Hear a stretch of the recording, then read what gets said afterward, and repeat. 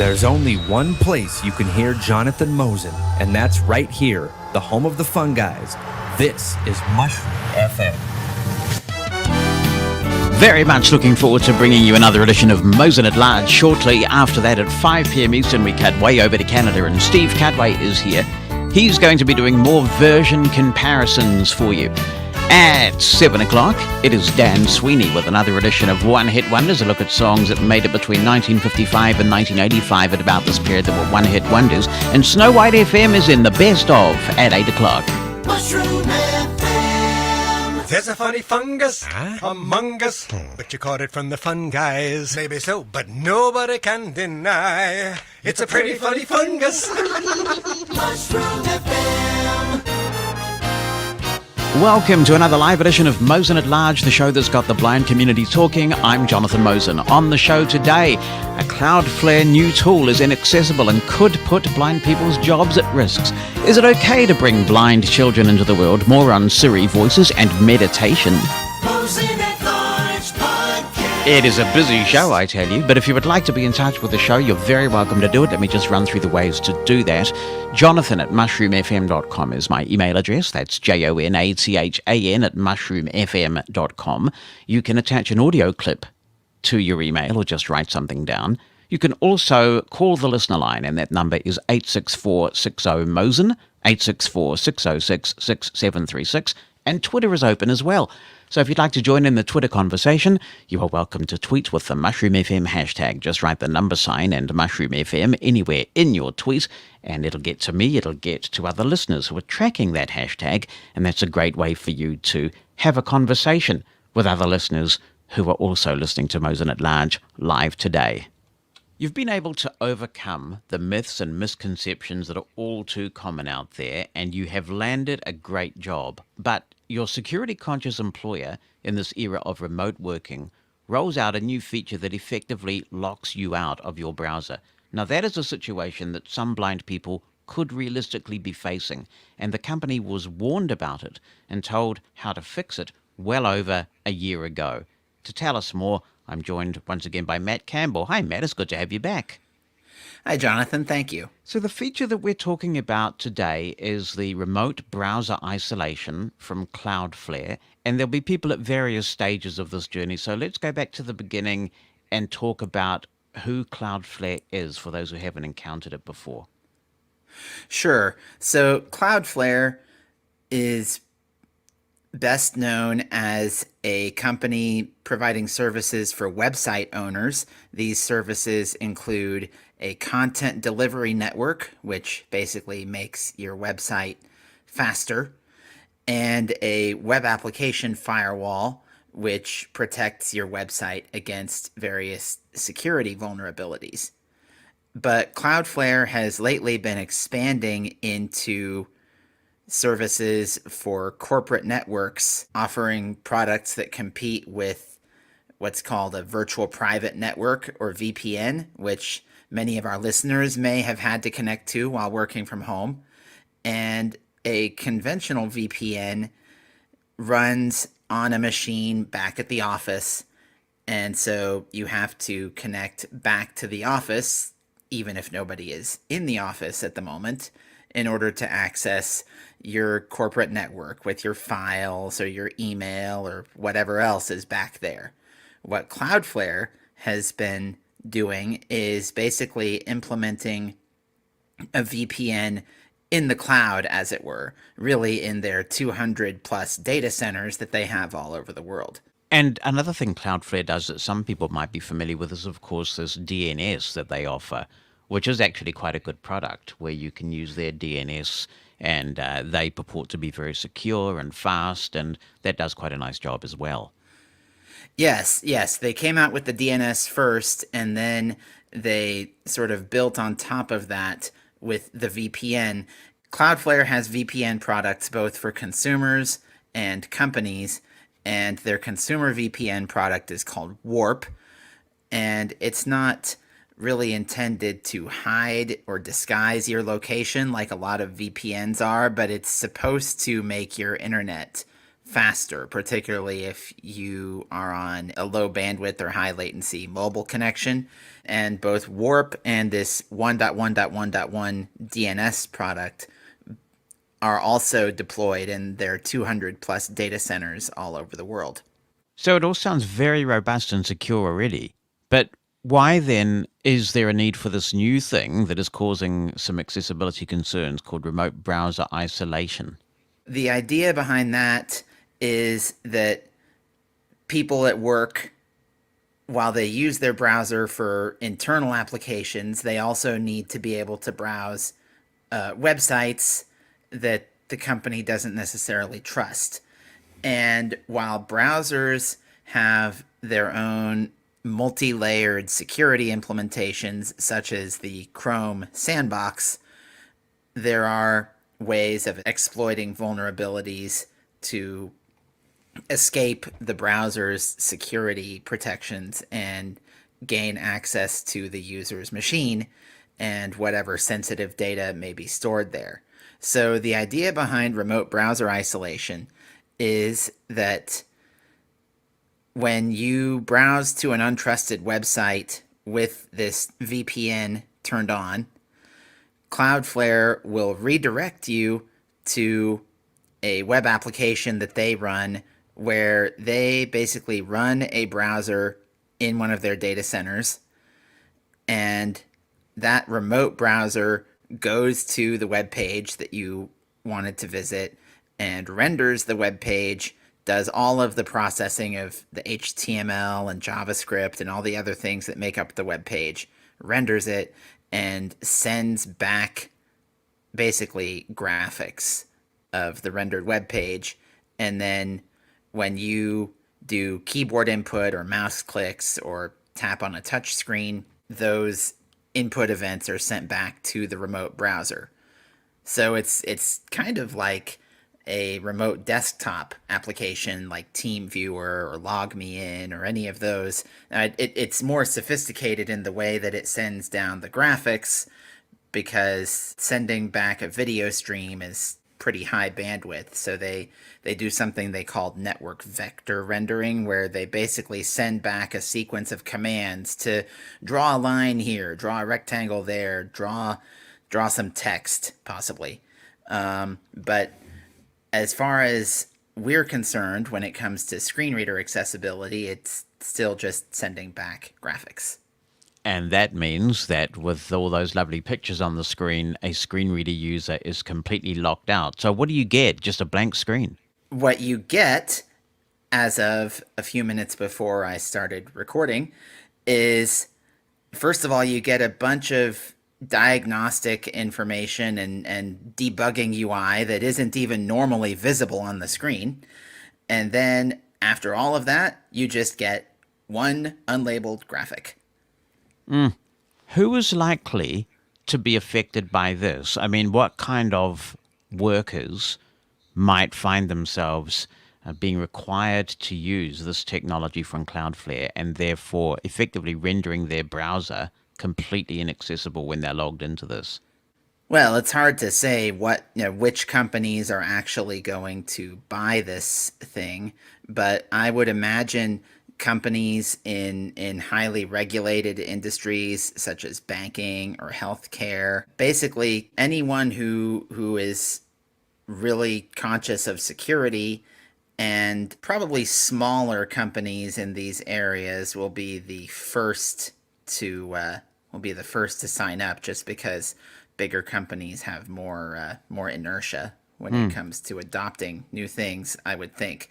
And also, Cloudflare is not the first company to come out with a product in this area. In fact, Microsoft has its own solution to this problem, and I know there are others as well. And is Microsoft accessible?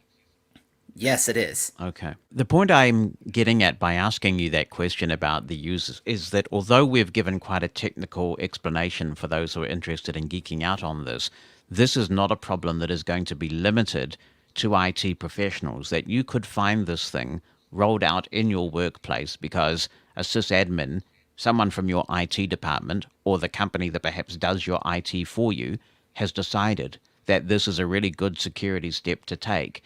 And you could be in any industry where you're using a computer and all of a sudden you could find yourself unable to do your job because your web browser became inaccessible. Exactly. So we're talking a very serious issue. And you learned about the eventual rollout of this product in January of 2020. I want to stress that we're not talking about 2021. We're talking January in 2020. And you contacted Cloudflare then as somebody who is an expert in the area of screen reading and also how to fix some of these issues relating to accessibility. And you reached out and offered your expertise. Can you take us through what happened? How was it that when you contacted them pretty much 15 months before the launch, what we have is an inaccessible product that threatens people's jobs? Yes. So, first of all, I should stress that Cloudflare pre-announced the product publicly about 15 months ago when they acquired a company called S2 Systems that developed the graphics, the remote graphics technology that they're using. So they blogged about this acquisition publicly, and I follow the Cloudflare blog pretty regularly because they post about some pretty interesting geeky things sometimes. And when I read this blog post, I immediately realized that this was a potential accessibility disaster in the making. So I don't remember how I found this, but I had the email address for the CEO and CTO of Cloudflare. So realizing that I was perhaps crossing a line in that you don't normally contact such people if they don't know you, I wrote to them and explained that they needed to pay special attention to accessibility in this product. And because they're using the Chromium browser for their cloud-based browser, I went into some details about what they would need to do within Chromium to make this product accessible.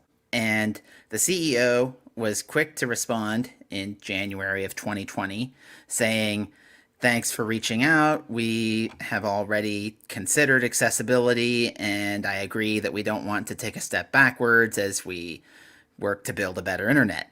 Which is their mission, isn't it? Or vision or Yes. something. That working to Yes. build a better internet is their Better sort of internet, slogan. yeah. Yeah. So I figured they had this under control, so I backed off and figured they would be in touch.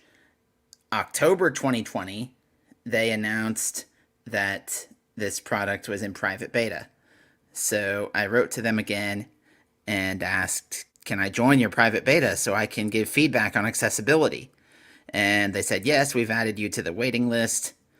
And then March of this year, a few weeks before the launch, as it turned out, prompted by nothing more than just my wandering mind happening to think of this again, I wrote to them and asked, "Hey, can I have access to the private beta?" And at that point, they were quick to give me access. And I went and tried the product, and imagine my disappointment when I found that it was completely inaccessible. You know, I figured, based on the amount of time that had passed and the initial response, I figured that maybe they had done like a rudimentary accessibility implementation and we just needed to drill down on the finer points. But I found that there was nothing. And there's more, right? I mean, you have had some dialogue, but what seems to have happened here is now they have released, and they seem to be saying accessibility can wait. Accessibility, they still Yes. say, is coming sometime. Do you have any kind of timeline from them about when accessibility might be here? No idea. Yeah. And so the question then becomes, what are blind people supposed to do if their jobs are threatened because people innocently roll out this technology, not realizing it's inaccessible? Is it possible for an IT person to exempt one individual from this rollout in some way? Presumably, I haven't actually seen that part of the user interface, but when I was talking with the product manager, I don't remember the exact conversation, but yes, he indicated that that would be an option. But it seems on the surface pretty callous, doesn't it? That 15 months ago you started this dialogue pointing out the dire consequences for blind people if this thing is rolled out without any kind of accessibility accommodation. And here we are now, the product has been launched and there's just nothing Yes, there. we can only hope that it doesn't get adopted quickly. What would be involved in getting this sorted out? Based on what I've read about this, there wouldn't actually be any need to install anything on the user side. Would there anything special like an extension if the product is actually sensitive to the fact that a screen reader is running? So like I explained before, the user accesses this product through their existing browser. They go to a website in their browser and they get redirected to basically a remote a client application that is being served by Cloudflare. So what Cloudflare should do is their remote browser, when it sends down the graphics to the client, it should also send down all of the accessibility information that Chromium can provide. And I won't get into lots of technical details, but Chromium is architected in such a way that it's quite straightforward to push that information proactively as the web page is being rendered. So the remote browser should send down the accessibility information, and then the client application, which is a JavaScript web application running in the user's local browser, should basically construct a hidden HTML DOM, or document object model, with the accessibility information that it got from the remote browser, and then the screen reader would be able to render that more or less as if it was a local web page. As a concession to performance in the normal case where there isn't a screen reader running, there might be a button that the user has to press called something like turn on accessibility. And ideally, they would press that button once, and then using a cookie or some such, the application would remember that they need accessibility to be turned on. What interests me, though, is that based on some of the dialogue you appear to have had with Cloudflare, it's like they don't understand that that provision exists in Chromium browsers, and that they were off on a tangent, really, talking about extensions, braille displays. They don't really seem to understand what a screen reader is. I mean, that's how fundamentally off base they were all that time after you initially contacted them. Yes, the product manager was talking about possibly running a Chromium extension such as ChromeVox in the remote browser and having it send down audio. And I had to explain to him that that would work sort of for screen reader users that use text to speech, but the user would then have two TTS streams going on, one from their local screen reader and one from what would amount to a remote screen reader.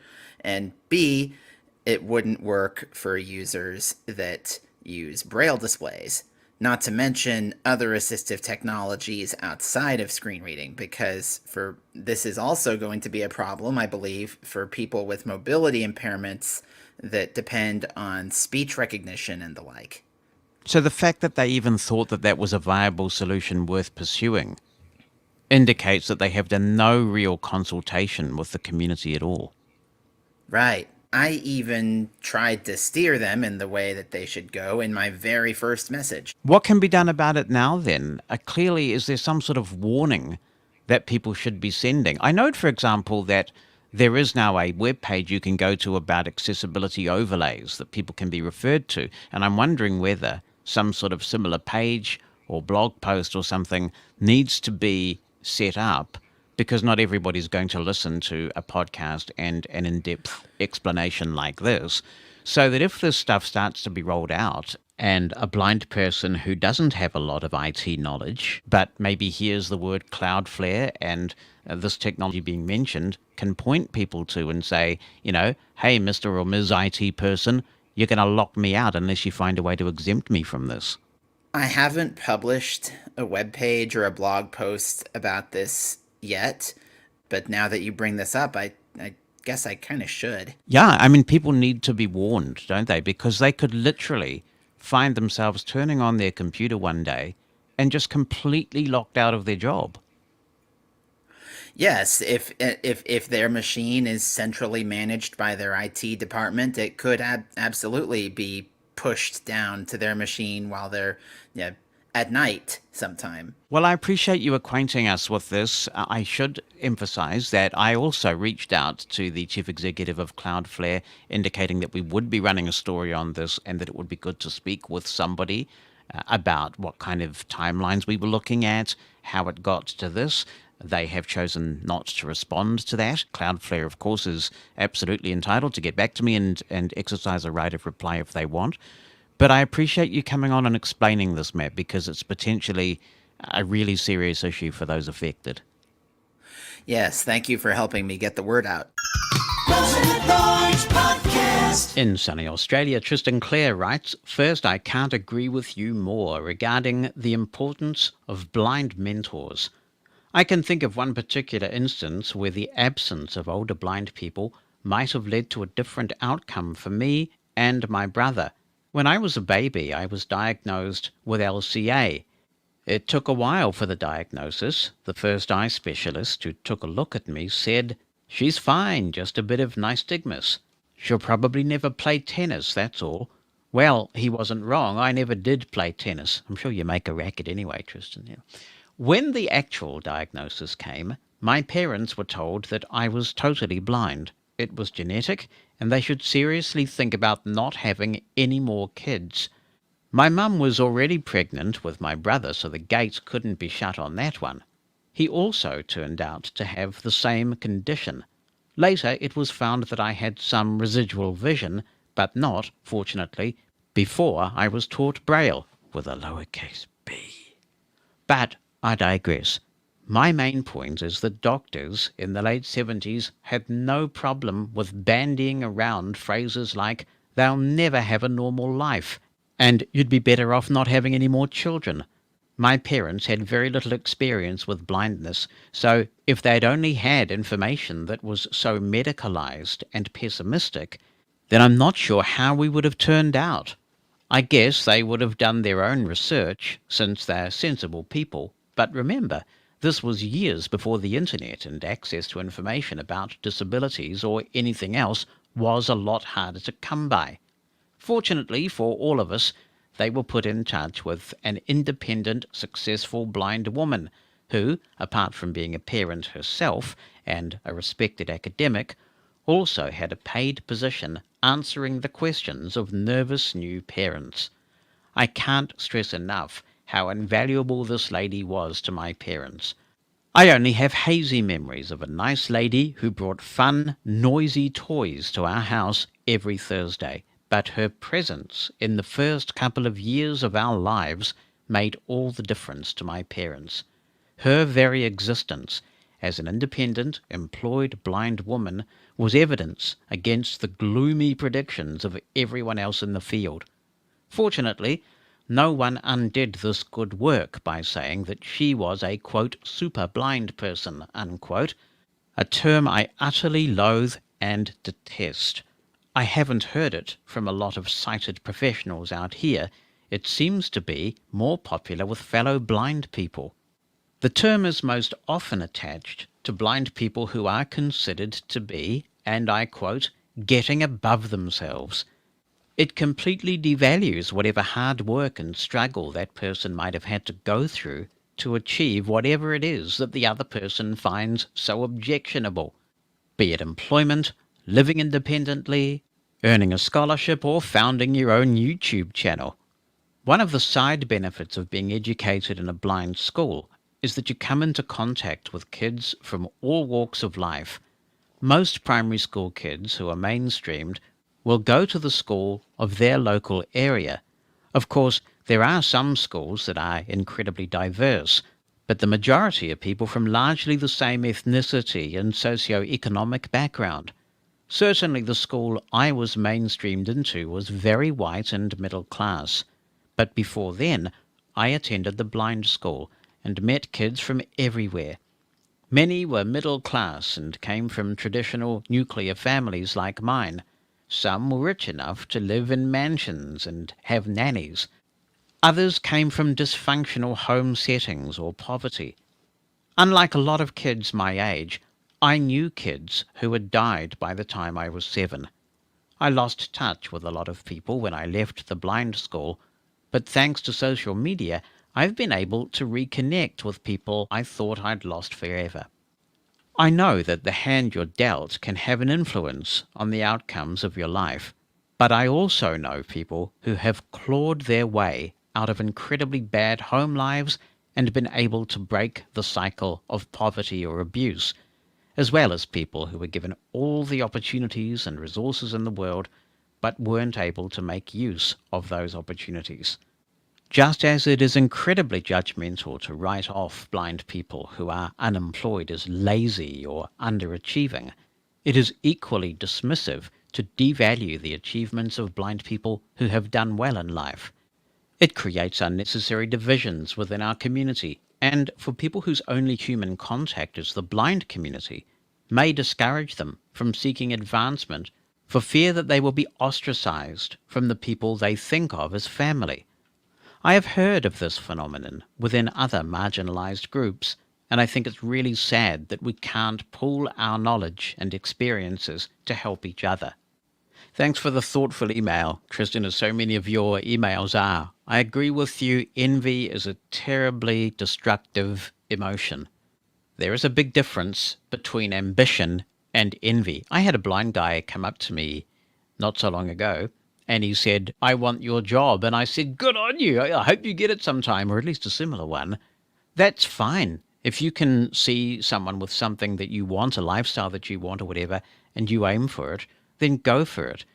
Because success isn't a zero-sum game, and when you despise other people's achievements or you can't celebrate for them, it just shows the individual who feels that way is a mean-spirited individual, and they probably need to have a good think about the way that they look at the world, because they're probably pretty sad and don't have many friends, I would think. You raise an interesting subject that I have been meaning to bring up, so I'll bring it up now, since we're talking about it.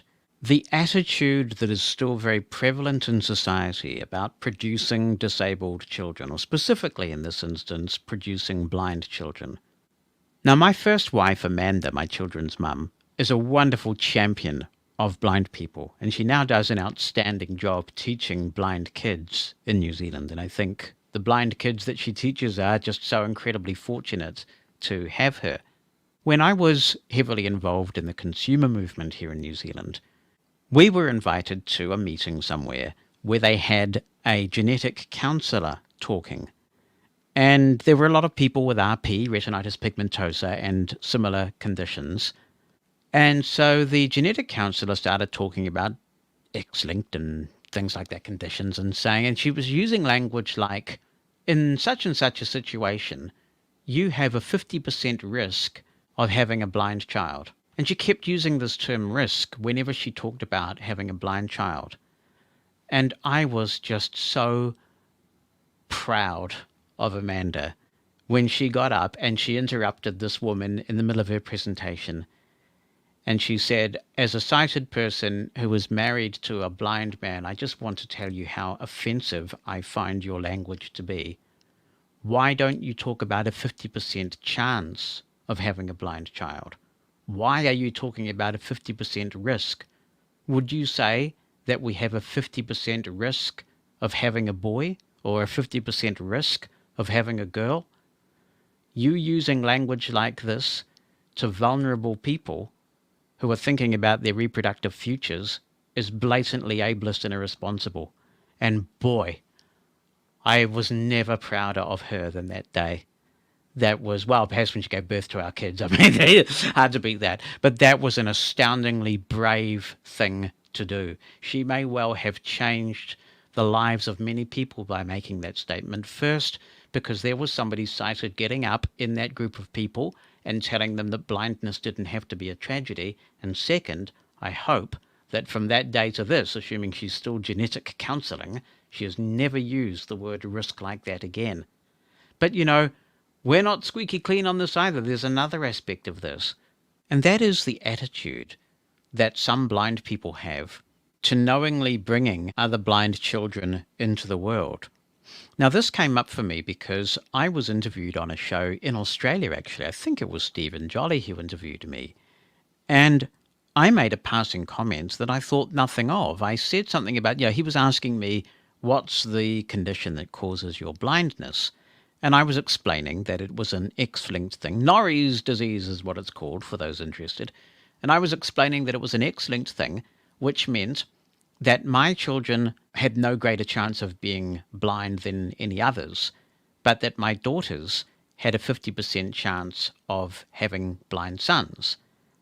And I made the comment that that means that I might have blind grandchildren, which I'm really excited about. Now, somebody actually posted a comment on my blog where I posted a link to this interview. This is some years ago now, really taking me to task for being excited about the idea of having blind grandchildren. And this was such a foreign concept to me because I just don't see blindness as a death sentence or something to be avoided or anything like that. Would I, at the beginning of my life, choose to be sighted? Yes, I would. If I was starting from day zero, I would, of course. But do I wish I'd never been born because I was blind? Of course I don't. I've had a great life, all in all. And I know that if I have blind grandsons, they will have a great life. And the only thing that I fear, actually, about having blind grandsons is that I believe I would have a very special bond with them. I can imagine this little blind kid being into audio and playing with their grandfather in the studio and stuff like that, and I would have to be careful if I had both blind grandchildren and sighted grandchildren that I made sure I was treating them equally, because I think there would be an amazing bond, especially when you're a grandparent, which I'm looking forward to being. You can sort of spoil the kids rotten and give them back. Grandparents have earned that right to be, a little bit less strict and have adventures with their grandkids and be the ones that the grandkids come to when they think mum and dad are being unreasonable, And of course, then the mum and dad say, you would never have allowed us to do this. You're much less strict with my kids than you were with me, and on and on. It's like the cycle of life. And I would love to be the grandfather of a blind child. Having said that, I absolutely respect my own children's own reproductive choices, and they can do what they want. If they make a decision that they would rather avoid that, then that's entirely their decision. So there's no pressure there. I respect it. But I would be pretty buzzed about having blind grandchildren. And my goodness, you can go into the Mosen.org blog archives and find this thing. I think it was called Why I'm Excited About Having Blind Grandchildren. And some of the people posting on there were so vitriolic. It really took me back. It really did, that people feel that way about blindness and how irresponsible they think it is to knowingly bring blind children into the world or to be excited about it. Of course we face discrimination, but so do many racial minorities, so do people for a variety of reasons.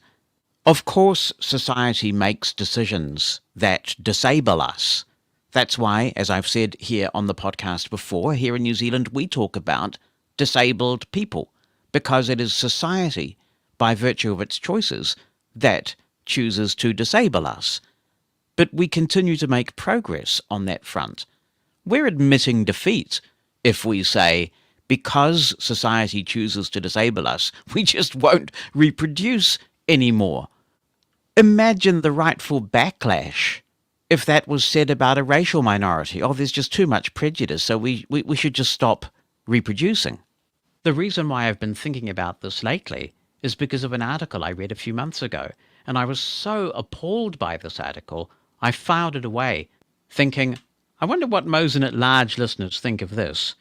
Now, there are some cultural differences, but I still think sometimes there are things that transcend culture, that there are universal human rights, which, in my view, are not negotiable. And this article oversteps the boundary for me. It comes from Guwahati, which is in the state of Assam in India, and I know we do have some Indian listeners, so they may be able to give us some context on this, but it horrified me.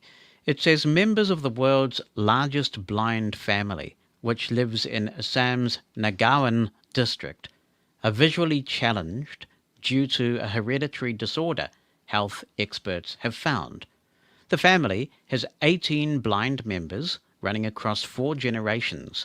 There are only 4 such families in the world that suffer from this rare form of blindness caused by a mutation of the GJA8 gene, doctors who have been investigating the case said.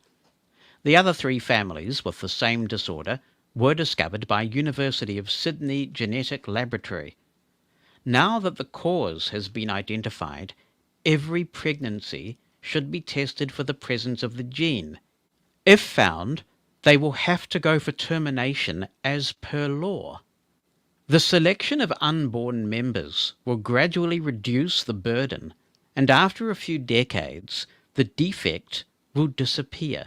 Principal coordinator of the project and assistant professor of pathology, Dr. Gayatri Gagoi, said. The doctor added that family planning and counselling for antenatal testing of the pregnant is a must in order to get rid of the gene. The urgent need is to cover the cost of antenatal genetic testing via government schemes or similar assistance from government agencies, she informed.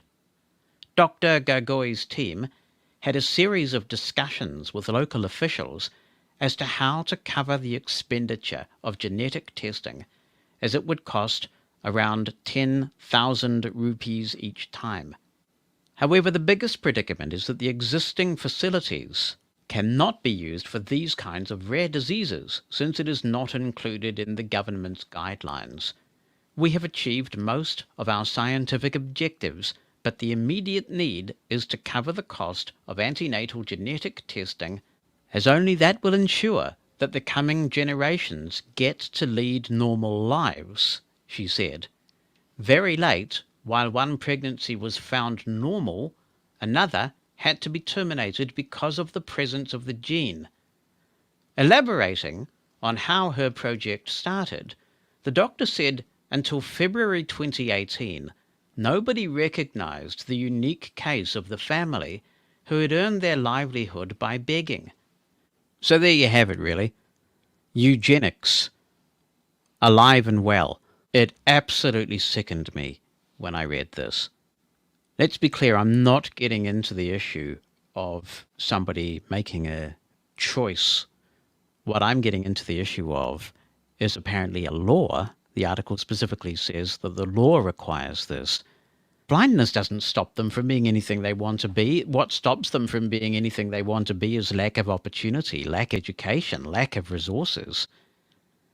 But these kids who just happen to be blind, there's a law somewhere that says that they're not allowed to be brought to term. What can you say? Brian Gaff says, when I was young I was sighted, though not as sighted as my parents thought, of course. One has to remember this was 1950, and up until 1965, when my schooling ended, I still had some partial sight, but had no knowledge of what genetics were, let alone the concept of recessive genes. I would say society was different then also. Nobody really thought much about the decision not to have children, as they had not been created yet. It's hard to see if that might be morally wrong. So I guess I went along in life, probably broadcasting subconsciously to members of the opposite sex that I was not that interested in having kids, for whatever reason. Of course, nowadays, with the different mindset and more enlightenment, my decision might be very different. But there you are. So your question is, I think, dependent on the culture at the time, and who are we to judge the decisions made by people who have less knowledge and indeed probably more expectations for a disabled child than they did after the war. In effect, the UK, remember, food rationing only stopped when I was 3 years old. I suspect that this scenario may well be age-related, as mine is. when you get comments. I finally had genetic counselling in 1967. The obvious bias to not having disabled children by those doctors probably made my mind up, as these were experts, right? Exactly, Brian. This is really a key point for me, that some of these genetic counsellors, at least in the past, have been portraying having blind children as some sort of risk, that the child will have some sort of suboptimal life, an inferior life. And to me, that's just not factually the case. What's on your mind? Send an email with a recording of your voice or just write it down. Jonathan at mushroomfm.com. That's JONATHAN at mushroomfm.com. Or phone our listener line. The number in the United States is 864-60-MOSEN. That's 864-60-66736. Mosen at Large Podcast. Some comments on those new Siri voices in iOS 14.5. Pam Quinn writes, "Hi Jonathan, I got in on the Clubhouse sneak peek of the new Siri voices." Yeah, we do these things for Mosen at Large listeners. Make sure you are following the Mushroom FM Club on Clubhouse for those. She says, "I had wondered why Voice Dream didn't have African American voices available, as I've read books using it in which they would have been appropriate. What I'm wondering is, will these voices be available to use on Voice Dream? I'm thinking that they might not be, since they probably won't be listed among the iOS voices." Well, let's take a look. We'll tell Siri. Open Voice Dream.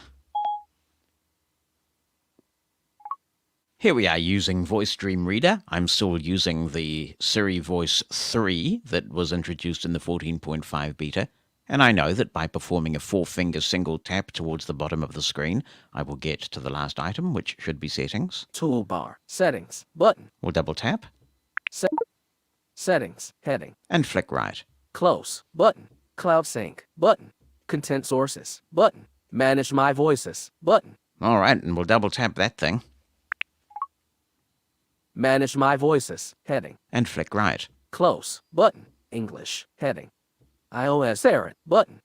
iOS Alex. Button. iOS Arthur. Button. iOS Ava. Button. iOS Ava. Enhanced. Button. iOS Catherine. Button. Preferred. iOS Daniel. Button. iOS Fred. Button. iOS Gordon. Button. iOS Gordon. Enhanced. Button. iOS Karen. Button.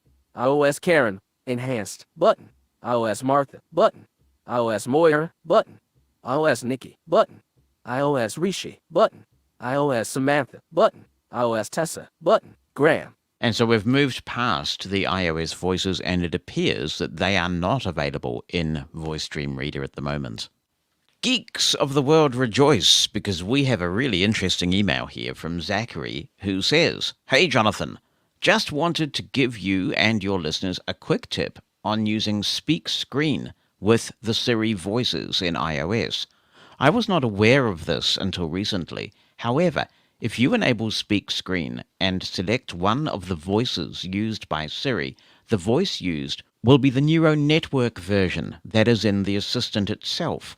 This is different to the version used by VoiceOver, as I have suspicion that there are technical limitations with the more advanced neural network version from working properly.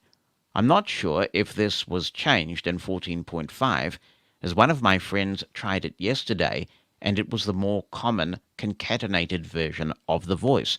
However, in 14.4, it does work correctly.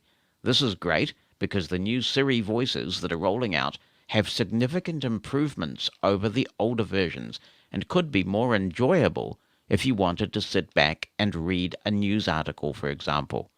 You may want to do a demo of this, as it can be a little tricky to get Speak Screen working if VoiceOver is active. To invoke it properly, you need to swipe down with 2 fingers from the status bar. If you swipe down from, say, the center of the screen, VoiceOver will perform a read all instead. One more great thing about Speak Screen is it will still work even if you go to another app or lock your device. So if you're reading a long article, you don't need to worry about touching the screen and losing your place. Oh, and it's signed Zach B. That sounds like a good radio name. It's Mushroom FM, Zach B. Thank you, Zach. Now this is, again, news we can use. I use the speak screen feature a lot. So I want to talk about this, but also this is quite an interesting discovery, and I have confirmed that it works. The difference between using the Siri voices with speak screen and using the Siri voices with voiceover is quite pronounced. And I suspect one of the issues could be latency, that with that neural engine, it's probably a little less responsive to flicks and swipes. I'm thinking, but I don't know for sure, so it's just speculation on my part. So let's talk about how we set this up. And many years ago, I did a very popular audio demo on the speak screen feature and why, as a blind person, even if you use VoiceOver, you might also want to configure speak screen, but that was many years ago. So let's revisit the whole thing from scratch in case you've not heard of the speak screen feature or you thought that maybe it doesn't apply to you. So we'll go there now. Open accessibility settings. Here are the settings for accessibility. Settings. I'll flick right. Accessibility. Accessibility feed. Vision. Heading. VoiceOver. Zoom. All. Magnifier. Display and text. Motion. Button. Spoken content. Button. That's the one we want. Spoken content. I'll double tap. Settings. Speak selection. Off. Flick right. A speak button will appear when you select text. Speak screen. On. Now, if speak screen is not on your phone, to do what we're about to do, you will need to double tap to enable speak screen. I'll flick right. Swipe down with 2 fingers from the top of the screen to hear the content of the screen. There's another way of invoking speak screen as well, and we'll cover that soon. Speech controller. Off. Button. Highlight content. Off. Button. Highlight content as it is spoken. Type in feedback. Button. Voices. Button. This is also what we want to look at. What voice do you want when you use the speak screen function? But before we go and choose the voice, let's just take care of the speaking rate. So I'll flick right. Speaking rate. Heading. Speaking rate. 67%. I'm going to slow that Adjustable. down just a little for the sake of this demo. Pronunciation. Speaking rate. 57%. Adjustable. Speaking rate. 47%. Adjustable. All right. That's quite sluggish, actually.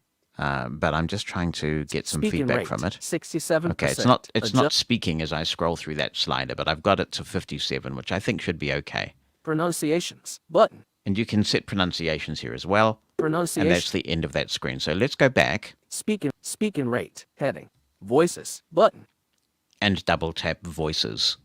To change the voice used by VoiceOver, go to Accessibility Settings greater than VoiceOver greater than Speech greater than Voice. That's a very prudent caveat to have at this point, because what we're doing here is only changing the voice for these built-in functions that are not related to VoiceOver, which is a good thing, because if you only want to use Speak Screen when you have a long article read to you, maybe in the same way that you've become used to using the immersive reader feature in Microsoft Edge and those really amazing voices that they have introduced for reading long text, then you can have a separate Speak Screen voice from your usual VoiceOver voice.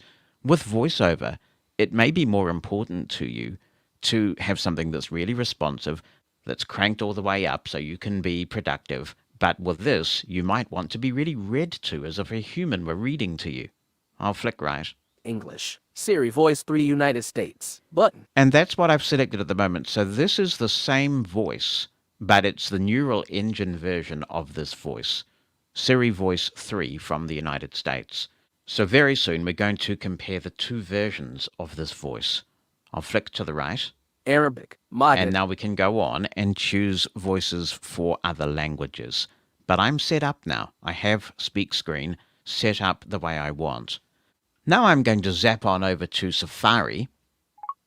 Safari. And it only just so happens that I have a Mosen At Large blog post from the mosen.org site available. And I'm going to go to the top of the screen. Format options. There's the format options, and I'm going to invoke the reader mode by flicking down. Show reader view. And double tap. Selected. Format. Now, what I'm going to do is let you hear this blog post, first with VoiceOver. Address. Reload. This weekend on All Mosen. right, so let's start this reading with VoiceOver. This weekend on Mosen At Large.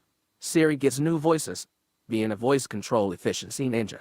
Editing efficiently with iOS and more. Heading Level 1. Article. Landmark. Posted by Jonathan Mosen. 02/04/2021. Kia or Mosen At Largers. I'm getting up bright and early to do the show for you this weekend because daylight saving is ending in New Zealand on Sunday. With the US having gone 1 hour forward, and now us going 1 hour back. That means the show starts at 6 a.m. 6 a.m. on a Sunday morning, I tell you. Never mind. If I don't wake up on time, I have substitute hosts standing by. If you've been missing our usual healthy dose of talking Apple things lately, we are making up for it this weekend. All right, I'm going to stop it at that point. Now, let's go back to the top of the screen. Select it. What I'm going to do now is place my finger at the very top of the phone. It can be quite hard to do on phones with a notch because the status bar is quite tiny. 91% battery power, not charging. Now I'm on the bar. status bar, and what I'm going to do is perform a 2-finger flick down. Now, as Zach quite rightly said, if you perform this gesture when you're on the center of the screen, then it will invoke a voiceover say all or read all. If you do it on the status bar, and you've gone into those accessibility options like we just did, and enabled speak screen, this will invoke the speak screen function. And as Zach says, you can navigate away from the application. You can even turn your phone off if you're worried about, say, putting it in your pocket and losing your place. But listen to the difference. This is the same voice. The speed might not be exactly the same, but the voice is the same, except that VoiceOver is using the concatenated version, and Speak Screen has access to the new neural engine version of the same voice. Spot that difference. This weekend Address. Mosen. Siri gets new voices, being a voice control efficiency ninja. Editing efficiently with iOS and more, posted by Jonathan Mosen, February 4th, 2021. February 4th, 2021. Kia or Mosen At Largers. I'm getting up bright and early to do the show for you this weekend because daylight saving is ending in New Zealand on Sunday. With the US having gone 1 hour forward and now us going 1 hour back, that means the show starts at 6 a.m. 6 a.m. on a Sunday morning, I tell you. Never mind if I don't wake up on time. I have substitute hosts standing by. If you've been missing our usual healthy dose of talking Apple things lately, we are making up for it this weekend. In a big surprise, iOS 14.5 is adding quite a substantial new feature. I just performed a 2-finger double tap, so the magic tap to stop that, and if I perform a 2-finger double tap again... to brand new Siri voices. We'll give them a good listen. If you have... And I'm doing that again so you can pick up from exactly where you left off.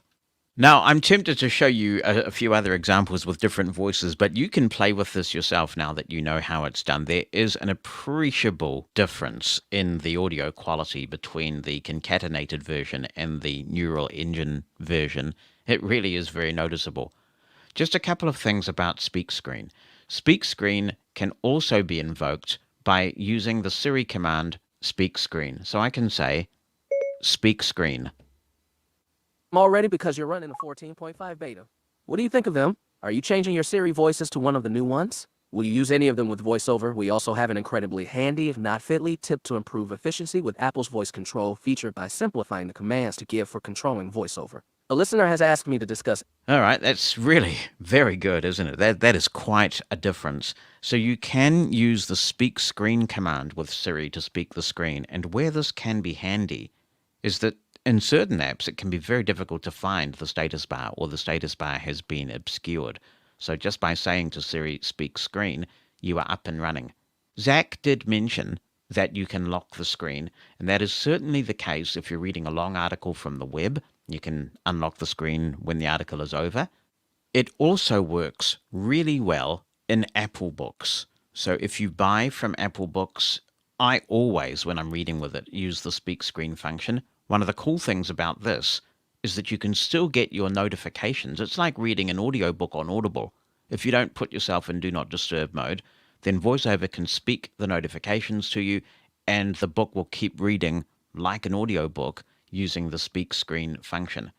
Speak Screen in Apple Books does automatically pan the pages for you and keep reading, so you can lock your screen and read it like an audiobook from the beginning to the end. The one slight annoyance that I have found is that VoiceOver has started to speak the page number every time the page turns, which I wish I could disable. But other than that, Speak Screen with Apple Books is a great experience, And it's one of the reasons why I choose Apple Books over Kindle. Because if you read a Kindle book with speak screen, unfortunately you can't lock your screen. It will stop speaking at the end of the page if you lock your screen. So that's one downside of using Kindle with speak screen at the moment. So thank you, Zach, for bringing this to our attention. This is a really super duper trick, and I think it'll encourage me to investigate some of these other voices, the high quality neural engine versions, for reading books for pleasure. And while we're talking about iOS 14.5, a brief mention of the fact that there is now an Items tab in the Find My app, and a third-party tag system is already using this, so they've beaten Apple to the punch. Some are speculating that this is deliberate, that we are going to see the Apple tags quite soon. If you've been listening to the show for a while, you will know about Apple tags, because goodness only knows we've talked about them enough, as we've anticipated every Apple event might actually announce them, but we don't see them yet. Apple tags are the alternative to Tile, and they should be quite accurate, especially with some of the newer iPhones and the wideband chip that they have there to help locate things. So now, in 14.5, you will find the Items tab, and some earbuds are there as well. You can add items that are compatible with this new MFI standard, and Apple has released a kit that allows manufacturers to integrate this into their devices, and so hopefully you will be able to locate more and more of your stuff in this tab over time. And who knows, one day, one sweet fine day, we may actually get the Apple AirTags, and you'll be able to use those in this tab as well. Some are speculating that there's method in the madness, and that the reason why Apple has released this third-party support first is to sort of fend off any antitrust concerns. So I suppose in theory, it might be possible for Tile itself to integrate this standard, and you'll be able to find your tiles in here. Whether Tile would see that as a good strategic business move or not, I guess time will tell. Mosen at Large Podcast. This is Abby Taylor in Sheridan, Wyoming. This time, I'd like to comment on the issue of Braille with a capital B. I agree that Braille should be capitalized, not only because it is named after the person who created it, but also because, to me, Braille is a language, like English, Spanish, German, or French. All those are capitalized. So why not capitalize Braille? Now, here's another way of looking at this BANA edict that Braille should not be capitalized unless you are mentioning the name of Louis Braille. I listen to a podcast each week called Grammar Girl, and you should be able to find this on your favorite podcast app of choice. It's about grammar and writing and other things related to writing. And being an author, that's why I like it. And during this podcast, she will every so often mention some style guides, like the Chicago Manual of Style is one of them, and I can't think of the other one that she talks about. But she'll say, the Chicago Manual of Style recommends that you write it this way. The other Manual of Style, whatever it is called, will recommend that you write it this way. So to me, BANA's saying that Braille should not be capitalized is nothing more than a recommendation. As far as I know, there aren't going to be policemen coming after you with billy clubs, nightsticks, tasers, and other harmful paraphernalia just because you capitalized the word Braille. So if you prefer not to capitalize Braille or to capitalize Braille, that should be your choice. Now, if you're writing for a publication that says, well, you must follow a certain style guide, and I don't know if blindness publications insist that people follow the Braille Authority of North America's guidelines, but if they do, then yes, then you would have to follow their guidelines if you want to be published. Otherwise, do what you feel is right and what's comfortable for you. Thank you, Abby. I will always welcome anyone into the Braille with an uppercase B club, so good to have you a member of that. I would respectfully disagree with you about Braille being a language. To me, Braille is a code that can represent various languages. So you have English Braille, you have French Braille, Spanish Braille, etc. And the same grammatical, spelling, linguistic rules apply to Braille because it's simply a way of accessibly getting those languages onto a piece of paper, or more commonly these days, Braille display. So I wouldn't call it a language, I'd call it a code, but Morse is a code as well. So whichever way you look at it, Braille should be capitalized. Good on you, Abby. Good on you. If you're going to NFB or ACB this year, move a resolution. You say you want a resolution. And I have found out, actually, as a result of a conversation on Clubhouse the other day, that capitalizing Braille is in the NFB's style guide. So if you read publications and media releases from the NFB, then Braille, as in the code Braille, is with a capital B. And I applaud them, of course, for that. It's the respectful, correct thing to do.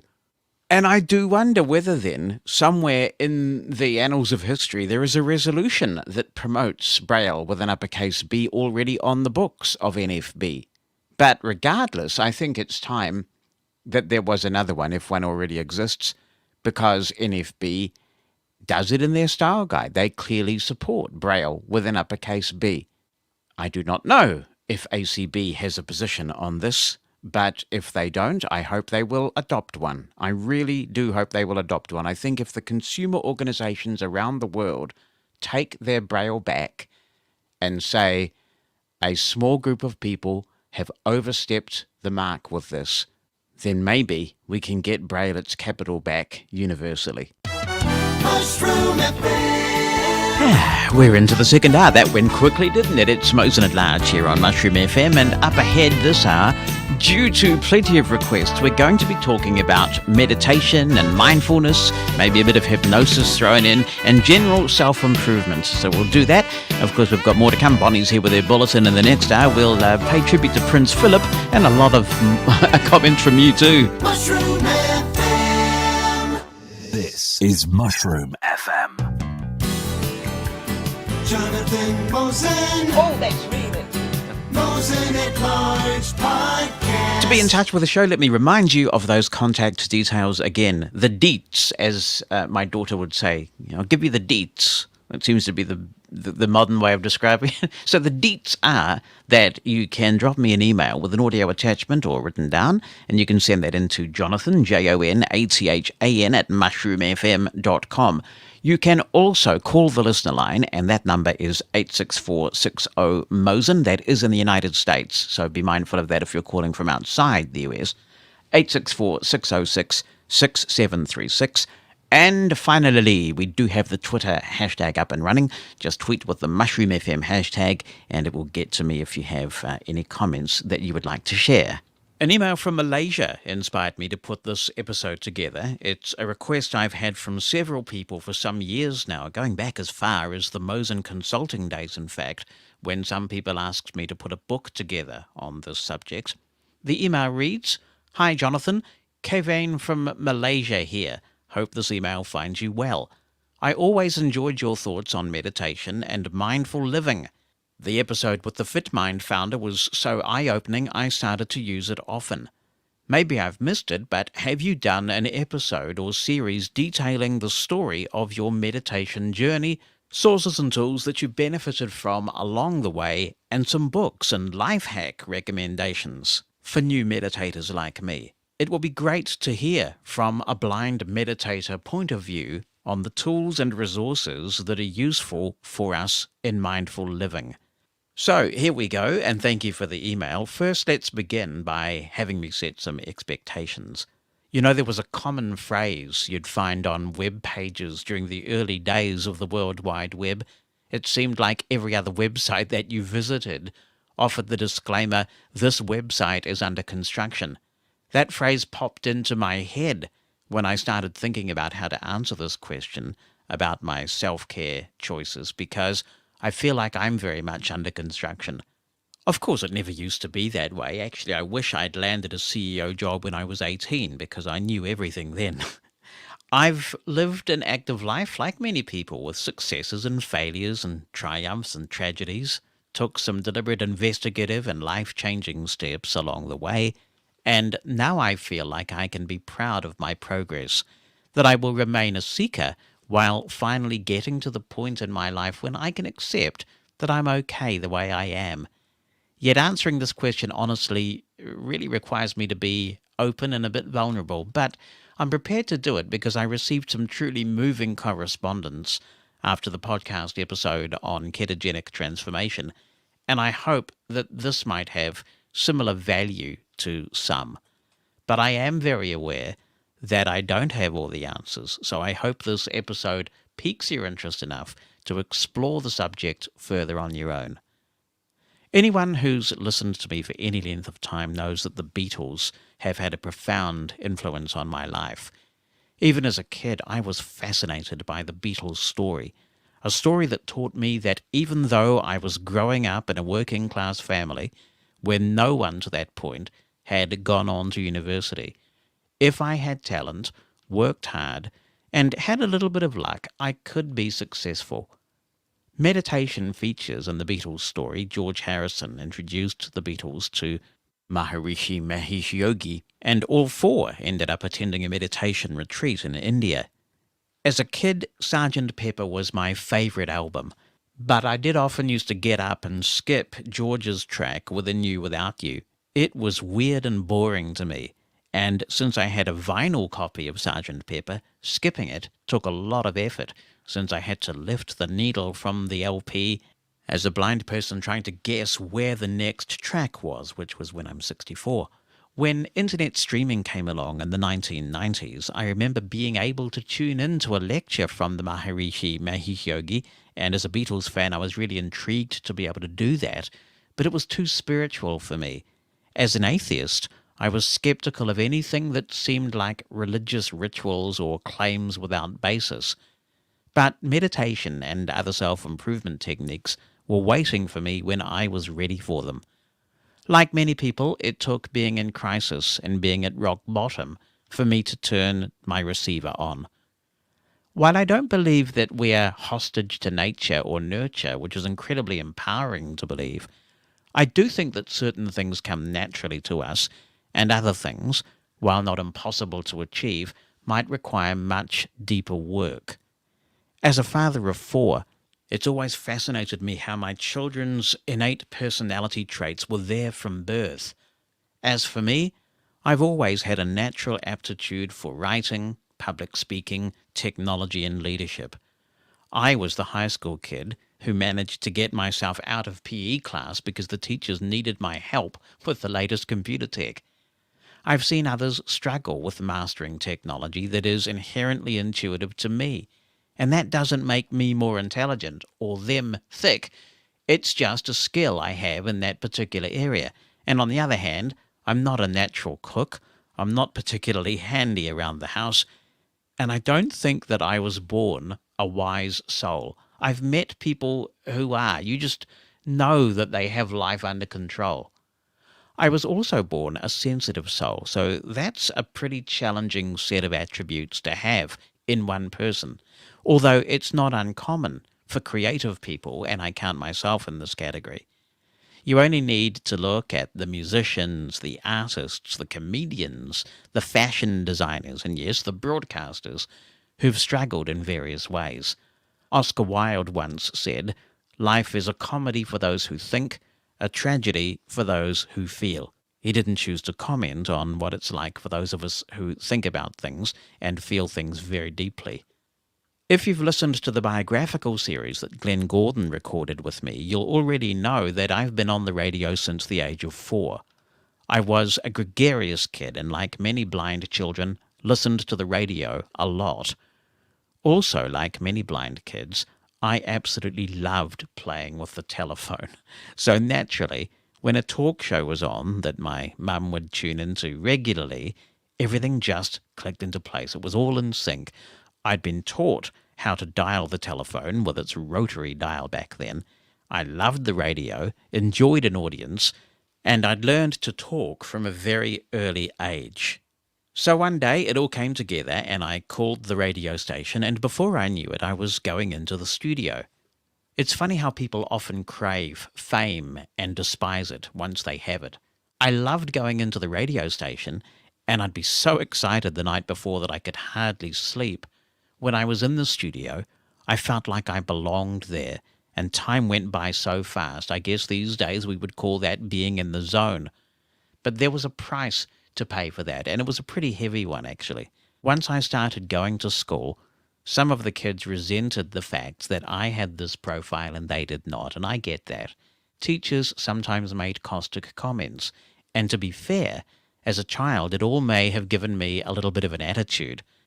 Being a gregarious kid who was so well known and who, as it turns out, was extremely sensitive, was not a good combination. Like many blind kids with non-24, I used to listen to the radio at all hours of the night when I couldn't sleep. And one day I tuned into the talk station I featured on, only to hear a woman complaining about how precocious I was. I must have been about 6 or 7 at the time, and I had no idea what that word meant, so I had to ask a grown-up. It distressed me that, as my little self perceived it, a grown-up who didn't know me could call up and be so mean to me when so many people were listening to her. Another time I tuned in to hear me being described as obnoxious. Even as a child, I was a bit of an activist as well. I remember trying to organize a boycott of the kitchen at the School for the Blind when kids complained consistently about the quality of the food they were getting, trying to encourage local parents to bring food into the kids who lived at the school until the problem was addressed. So all these things meant that from an early age I had critics, many of whom were very vocal, and it affected me deeply as a child. Suffering abuse at the School for the Blind, something I cover in my discussions with Glenn in the arena, caused me to distrust authority and made me less gregarious than I once was. I became sure that most people didn't like me and weren't going to, which in a way spurred me on to being a high achiever. In my teens, the realization that the world was full of misunderstanding about blind people, which translated into discrimination, sent me into a depression. I talk about these rather painful things because I think it's really common. Outwardly, people can appear to have it together and be really successful, while internally they're experiencing a lot of turmoil and pain. It all meant that as an adult I was having a very successful career while not being particularly happy or particularly together. As I said on the interviews I did with Glenn, it all came to a head on my youngest daughter's 3rd birthday. I was on the other side of the world, travelling for work and still reeling from my first marriage breakup, wondering how the hell I was so far away from my little girl on her birthday, with all this upheaval going on in my life. While drinking a glass of wine and looking tearful, a woman sat down next to me in the bar at the hotel I was staying at, and she asked me what the matter was. I gave her the summary, and she told me that what I needed to do was to read a book called The Power of Now by Eckhart Tolle, who I'd never heard of, and then she left. That encounter was so brief, so surreal, and so impactful that it sometimes feels like I imagined it. But I did get and read The Power of Now, and it captivated me instantly. In the book, Eckhart Tolle talks about an existential crisis in his life while he was contemplating suicide, where he decided that he couldn't live with himself any longer. And then he started to take that statement apart, wondering who is he and who is the self? Why did he view them as two separate things? It all sounds a bit nebulous, and some of his books don't speak to some people at all. But for me, it was exactly what I needed at that time. If I were to recommend an Eckhart Tolle book to a new reader, it would be A New Earth, which was published after The Power of Now, and which I think has a more digestible message. What Eckhart Tolle teaches isn't rocket science. It's essentially that the now, the present moment, this very moment that we're in, as you hear this, is the only thing we have. And that, of course, is the key to what is now the very popular concept of mindfulness. Perhaps we all have different places where we're particularly lacking in mindfulness.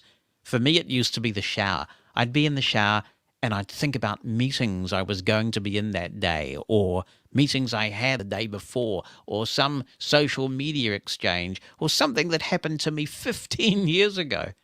And I'd think about all the things I should say or should have said, or how annoyed I was by what someone else said even 15 years ago. And before I knew it, I'd been in the shower for 10 minutes and felt exhausted, remembering very little about the actual act of showering. I had wasted the time ruminating about an unalterable past or worrying about a future I couldn't control, and which was most likely less bleak than I was envisaging. Sighted people tell me that it's common to lack mindfulness when they're driving. They go into autopilot, stressing about the past or the future, and remembering very little about the process of reaching their destination, which as a blind person I have to say I find pretty scary. Not only can lack of mindfulness be dangerous when you're not focusing on the task at hand, it can deprive you of enjoying the moment. That's important because an imagined situation causes the same chemical responses as if it were real. When you dwell on a past experience that made you angry or unhappy or guilty or embarrassed, or you think about a situation that hasn't even happened yet and may not happen, but how it would make you feel, you generate stress responses that are just as harmful as if those things were happening now. Exposing yourself to a constant degree of negative stress is bad for you, and if it happens often enough, dangerous to your health. Eckhart Tolle also encourages us to focus on what we can control. Now, you can't control what others say or do, but we do have total control over how we choose to react and whether to respond at all. That's both a liberating and a challenging thing to internalize, particularly in the social media era. Hard though it is, if somebody who is trolling you on social media is genuinely not interested in meaningful dialogue, it's best to walk away, leave them to it, and potentially block them. And making that decision about when to do that is a challenging judgment call. We may have been born with or trained ourselves to respond in certain ways, not all of them in our best interests. But the brain is much more malleable than was once thought. It used to be the consensus that the older you get, the more difficult it is to change your brain and change your life. We've all heard the old saying about not being able to teach an old dog new tricks, right? In fact, neuroplasticity is possible at any age. You can teach yourself to think in new ways, you can form new habits, you have those choices, you have that control. I know it's a cliche, but cliches are often cliches because they're often true. Today really is the first day of the rest of your life. You have power over what happens next, and I find that incredibly invigorating. And while it's not easy, it's also possible to teach yourself not to dwell so much on what other people think of you. Now, that's not a license to be a dick. It's not a license to be completely lacking in empathy and do what you want. Obviously, if you are behaving in a way that upsets people that you care about or who you respect, then that requires some attention. But if you can look yourself in the virtual mirror, if you can say to yourself, I have done the best I could in this situation, if people criticize you for a stance that you have taken that you genuinely believe to be right, and you have evidence for believing something to be true, then you can satisfy yourself by knowing that nothing great was ever achieved without having some critics along the way. And realizing that and internalizing that has made a huge difference in my own life. I'd like to say that I read Eckhart Tolle's book and experienced a dramatic and immediate personal transformation, but it wasn't that simple. The Power of Now got me curious during a period of crisis in my life, but I was still skeptical of anything that appeared too spiritual, too out there. Luckily, a blog I was reading at the time recommended a website called hypnosisdownloads.com, a site which is still going and which I still use. The material they produce is of good audio quality, and what interested me about the site was that they had a lot of science behind why hypnosis works. The idea that your brain could essentially have its software updated through positive suggestion, altering one's subconscious, fascinated me. I downloaded hypnosis sessions on things like handling criticism, dealing with difficult people, coping with guilt, and other things, and they helped me immensely. I still use hypnosis, find it beneficial, and I highly recommend it. It was thanks to hypnosisdownloads.com that I had a life-changing epiphany. It won't surprise you to know that I'm one of these tragics that enjoys reading the manuals for technology and other products that I own. Having paid for the thing, I want to be sure that I'm getting the most out of the investment. So I thought, human beings don't come with a user manual, but there's a lot of material out there on living life well and making the most of the most powerful computer at my disposal, the organic one in my head. So why wasn't I paying the same attention to maximizing my time on Earth that I was to maximizing the use of the appliances I own? As a result of that, I began reading a lot on self-improvement, emotional intelligence, including the books by Daniel Goldman, who invented the term, meditation, and ketogenic living, which of course I've covered in a previous episode last year. Because I like to understand how things that interest me work, I even studied to be and graduated as a clinical hypnotherapist, which I loved because it was so different from anything that I'd done before. Another major breakthrough was reading studies that showed how meditation physically changed the structure of the human brain. I read notes from a conference attended by some of the world's leading cognitive scientists and the Dalai Lama and other monks. That was what I personally needed to hear. Once I understood that there was scientific evidence proving that meditation had scientifically proven benefits to the human brain and physiology in general, I was ready to commit. So what do we know about the scientifically proven benefits of meditation? For this part of the show, I'm drawing heavily from an excellent page on the Healthline website, which I'll link to in the resources for this episode. Normally, mental and physical stress cause increased levels of the stress hormone cortisol. This produces many of the harmful effects of stress, such as the release of inflammatory chemicals called cytokines. These effects can disrupt sleep, promote depression and anxiety, increase blood pressure, and contribute to fatigue and cloudy thinking. In an 8-week study, a meditation style called mindfulness meditation reduced the inflammation response caused by stress. So meditation can reduce stress levels, which translates to less anxiety. A meta-analysis, including nearly 1,300 adults, found that meditation may decrease anxiety. Notably, this effect was strongest for those with the highest levels of anxiety.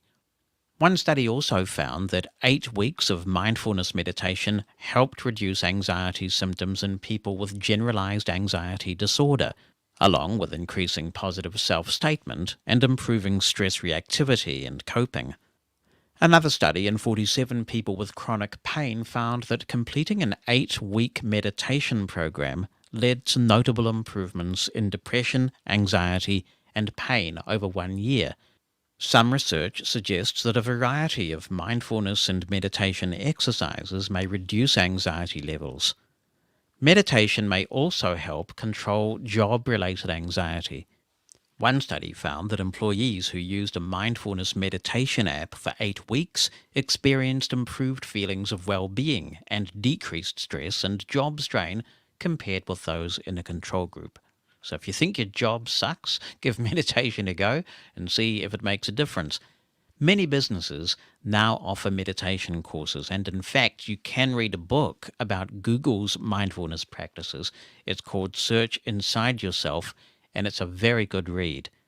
Some forms of meditation can lead to improved self-image and a more positive outlook on life. For example, one review of treatments given to more than 3,500 adults found that mindfulness meditation improved symptoms of depression.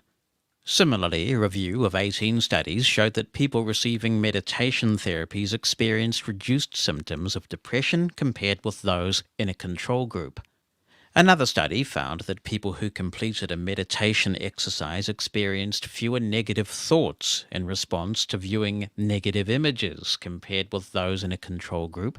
Presumably we can extrapolate this to things communicated audibly as well. I think that's particularly true when we know that many blind people who've been blind from birth or for a long time redeploy their visual cortex processing for other functions, and they're often auditory. One review of 27 studies showed that practicing Tai Chi may be associated with improved self-efficacy, which is a term used to describe a person's belief in their own capacity or ability to overcome challenges. In another study, 153 adults who used a mindfulness meditation app for just 2 weeks experienced reduced feelings of loneliness and increased social contact compared with those in a control group. So that's particularly relevant in the COVID-19 era. Additionally, experience in meditation may cultivate more creative problem-solving skills. Focused meditation is like weightlifting for your attention span. It helps increase the strength and endurance of your attention. For example, one study found that people who listened to a meditation tape experienced improved attention and accuracy while completing a task, compared with those in a control group. A similar study showed that people who regularly practiced meditation performed better on a visual task and had a greater attention span than those without any meditation experience. One review concluded that meditation may even reverse patterns in the brain that contribute to mind-wandering, worrying, and poor attention. Even meditating for a short period each day may benefit you. One study found that meditating for just 13 minutes daily enhanced attention and memory after 8 weeks. Improvements in attention and clarity of thinking may help keep your mind young. Kirtan Kriya is a method of meditating that combines a mantra or chant with repetitive motion of the fingers to focus your thoughts. Studies in people with age-related memory loss have shown that it improves performance on neuropsychological tests. Our reviewers also found preliminary evidence that multiple meditation styles can increase attention, memory, and mental quickness in older volunteers. In addition to fighting normal age-related memory loss, meditation can at least partially improve memory in patients with dementia. It can likewise help control stress and improve coping in those caring for family members with dementia. Some types of meditation can particularly increase positive feelings and actions towards yourself and others. Metta, a type of meditation also known as loving kindness meditation, begins with developing thoughts and feelings towards yourself. Through practice, people learn to extend this kindness and forgiveness externally, first to friends, then to acquaintances, and ultimately enemies. A meta-analysis of 22 studies on this form of meditation demonstrated its ability to increase people's compassion towards themselves and others, and I must say this is one of my favorite forms of meditation. One study in 100 adults, randomly assigned to a program that included loving kindness meditation, found that these benefits were dose-dependent. In other words, the more time you spent in weekly meditation practice, the more positive feelings you'd be experiencing. Another study in 50 college students showed that practicing meditation 3 times per week improved positive emotions, interpersonal interactions, and understanding of others after just 4 weeks. These benefits also appear to accumulate over time with the practice of loving kindness meditation. The mental discipline you develop through meditation may help you break dependencies by increasing your self-control and awareness of triggers for addictive behaviors. Research has shown that meditation may help people to redirect their attention, manage their emotions and impulses, and increase their understanding of the causes behind their addictions. One study in 60 people receiving treatment for alcohol use disorder found that practicing transcendental meditation was associated with lower levels of stress, psychological distress, alcohol cravings, and alcohol use after 3 months. Meditation may also help you control food cravings. A review of 14 studies found mindfulness meditation helped participants reduce emotional and binge eating. And next, here's a benefit that will interest many blind people. One study compared mindfulness-based meditation programs and found that people who meditated stayed asleep longer and had improved insomnia severity compared with those who had an unmedicated control condition. Becoming skilled in meditation may help you control or redirect the racing or runaway thoughts that often lead to insomnia. Now, it is important to set expectations. For blind people with non-24, it's not going to magically cure that, but I have found that since I started meditating, I fall back to sleep a lot more readily. Next, let's talk about pain. Your percentage of pain is connected to your state of mind, and it can be elevated in stressful conditions. Some research suggests that incorporating meditation into your routine could be beneficial for controlling pain. For example, one review of 38 studies concluded that mindfulness meditation could reduce pain, improve quality of life, and decrease symptoms of depression in people with chronic pain. A large meta-analysis involving studies of nearly 3,500 participants concluded that meditation was associated with decreased pain. Meditators and non-meditators experienced the same causes of pain, but meditators showed a greater ability to cope with pain and even experience a reduced sensation of pain. Meditation can also improve physical health by reducing strain on the heart. That's because over time, high blood pressure makes the heart work harder to pump blood, which can lead to poor heart function. High blood pressure also contributes to atherosclerosis, or a narrowing of the arteries, which can lead to heart attack and stroke. A meta-analysis of 12 studies enrolling nearly 1,000 participants found that meditation helped reduce blood pressure. This was more effective among older volunteers and those who had higher blood pressure prior to the study. One review concluded that several types of meditation produced similar improvements in blood pressure. In part, meditation appeared to control blood pressure by relaxing the nerve signals that coordinate heart function, blood vessel tension, and the fight or flight response that increases alertness in stressful situations. Now, reading about even some of these scientific benefits, I decided to commit to giving meditation a serious try. So how do you actually meditate? When meditation springs to mind, people often conjure up these images of monks spending days in isolation chanting. The most common form of meditation in Western countries, and possibly everywhere actually, is simply to focus on your breathing. Initially, some people like to think of the words breathing in as they inhale and breathing out as they exhale to keep them focused. Sometimes it can be helpful to count the breaths, going from 1 to 10 and then starting the count again. The most common myth about meditation that I hear is that if your mind isn't completely blank and devoid of any thoughts, you're failing at meditation. And in fact, that really does put people off even giving it a go.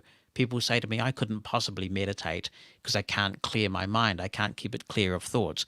In fact, if you're conscious enough to notice that your mind has wandered, you are succeeding. You are meditating properly. You're not going to stop your mind. You can respond by simply noting that you've strayed from the task of focusing on your breath and bring your attention back to it. Other people use mantra-based meditation. Emily Fletcher is an American meditation teacher who was taught in India, and she has a great book and course on what she's called Ziva meditation, which is mantra-based. There's no reason why you can't switch between various forms of meditation as the mood takes you. You don't need any special equipment or software. Some people like to use meditation cushions, while others sit up straight on a chair. You can meditate lying down, but there's a danger that you might drift off into a deep state of relaxation and go to sleep, which isn't what you want to happen. You're wanting to keep your mind sharp. If you have problems getting to sleep, many of the mindfulness apps on the market have excellent sleep inductions. My favorite is in the Calm app, where they have one on drifting off to sleep with gratitude, and I use that quite a bit. We're fortunate in that there are now several excellent and fully accessible meditation apps. I'm going to link to some of these in the resources for this episode, but if I had to recommend one, it would be 10% Happier. This was created by ABC journalist Dan Harris after a panic attack caused him to go looking for answers, and he discovered the life-changing benefits of meditation. He's written several books, one of which is called 10% Happier, and he reads the audio version of the book. They have a free podcast, which includes free meditations and some great interviews. The app is fully accessible, includes a range of courses from some of the world's leading meditation teachers, material that helps you sleep, and single meditations as well. Calm and Headspace are also worth honourable mentions. The father of Western mindfulness-based meditation is John Kabat-Zinn, and he also has a series of audio courses in the iOS App Store which are fantastic. So certainly use an app if that helps you get started. There are meditation groups on social media that you can join as well. Now, although meditation can help change the way you think, and therefore the way that you act, the idea isn't to turn you into an automaton. You're a human being with feelings, and those feelings are okay. If you experience a tragedy in your life, you will grieve. You may still be angry at times, and indeed there is a time for anger. But meditation will help you be more aware of your thoughts, to observe them objectively, and help you make better decisions about what to do with them. Meditation has been the key that has unlocked so many good things in my life. After I'd been meditating for a while, I just naturally lost interest in alcohol. The sense of well-being, of conviviality I got from meditating was way better than the effects of a couple of glasses of wine, plus it was cheaper and it didn't have any side effects. It's not that I've told myself not to drink it anymore, I just don't want to. The focus and mental discipline have helped me stick to a low-carb diet, and as I said in my episode on that subject, caused me to lose a lot of weight. My professional and personal relationships are better, and I'm able to separate the constructive criticism, which is intended as a gift with the best of intentions, from the non-constructive, which should be discarded, and goodness only knows, in the age of social media, there's an awful lot of that around. These days, I try to get 20 minutes of meditation in at the beginning and the end of my day. Sometimes I'll use one of my apps, other times I'll just sit in silence. But you can meditate anytime, anywhere, for any duration. Sometimes when I'm waiting for a meeting to start, whether I'm on a video call or waiting in someone's office, I meditate until they turn up. When I was flying a lot, I'd meditate on the plane. As I've meditated more, my focus and motivations changed. As you may know, I used to be a product manager in the IT field, and I went through a period where I, shall we say, misappropriated those skills. I was like a good product manager, and I made a list, kind of like a product defect database, of all of the things that were wrong with me that I felt I needed to fix. That's what many meditation teachers refer to as the drill sergeant approach. That drill sergeant is what drives many people to make New Year's resolutions, 90% of which lapse in the early part of the year.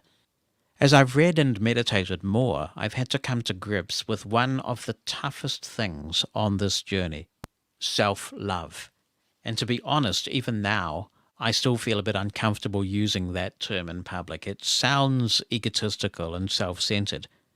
But I started feeling better about it when I realized that it's really about treating yourself like you would treat a good friend or one of your children. When a friend does something that they're not proud of or is feeling down, I'm guessing you probably showed that friend some compassion. You reminded them what a decent person they are. You encouraged them not to be hard on themselves. You offered gentle reassurance. Yet so often we are very hard on ourselves. For many of us, it must be said that if we talked to others the same way we talk to ourselves, the way we won't forgive ourselves, the way we won't acknowledge the progress that we've made, we would have no friends at all, because we would be the most unpleasant, snarky, judgmental person to know. So we'd be friendless. So rather than channeling our inner drill sergeants by saying that we must lose weight because we're a big, fat, ugly slob, what if we said something different like, I want to grow old healthy and happy and be here for those I love and who, I'm very fortunate to say, love me. I deserve that. They deserve that. Losing weight doesn't mean I'm not perfect just as I am in this moment, but it's a gift I can give myself to improve my quality of life even more. Perhaps it might seem like a subtle thing to some, but the why, the motivation, makes a big difference. Another practice that has helped me immensely is the keeping of a gratitude journal. At the end of each day, I note 10 things that happened to me today or people I experienced that I'm grateful for. To those of us who are advocates, who seek to make positive change in the world, and or who face a lot of discrimination because we're a member of a minority, this can help us maintain perspective. It doesn't mean we can't and shouldn't strive for a better life, but sometimes the challenges we face drown out the positive.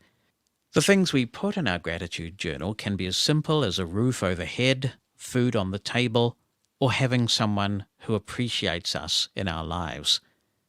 One question that doesn't apply to me, but which I do get asked quite a bit, is whether there's a conflict with being Christian or perhaps observing one of the traditional monotheistic faiths, since meditation is often associated with Buddhism and other Eastern traditions.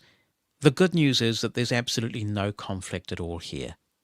One of the things I appreciate about meditation as an atheist is that no one has to worship anything, but equally, it doesn't preclude you from incorporating it into your existing religious beliefs. An increasing number of churches are including meditation now, using such terms as contemplative prayer. I often hear one thing said about both meditation and regular exercise over and over, and it is so true. If you could get all these benefits by taking a pill, meditation and exercise would be the most wildly popular drugs on the planet.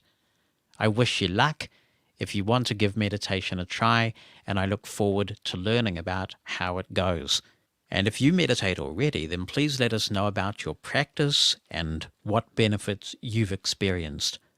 I've assembled an extensive list of resources, including books, apps, and websites. It's too long to include in the show notes, so I've set up a simple way for you to receive them. You can simply send an email to meditation@mosen.org. That's meditation@mosen.org. It's an automated system, so it doesn't matter what you put in the subject line or the message body. Because it's automated, no one, including me, gets to see that you've asked for the resources. You'll get an auto-response email containing all the resources that I hope will assist you on your meditation and self-improvement journey. And to get you started, I've put together a little mindfulness meditation practice. If you are listening to this, then please be sure to be doing so when you're not concentrating on anything else.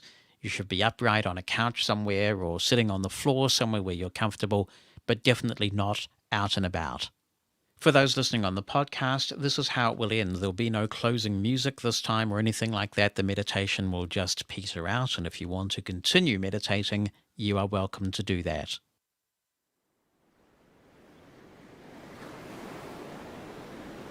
Now I invite you to join me in a meditation. If you've never done this before, there's no way that you can get meditation wrong.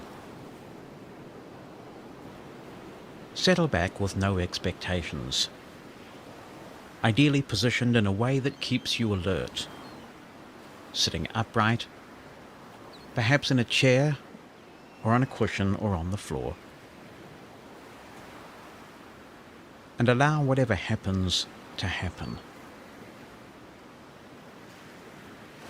First, draw your attention to your breath. Take a full, long breath in.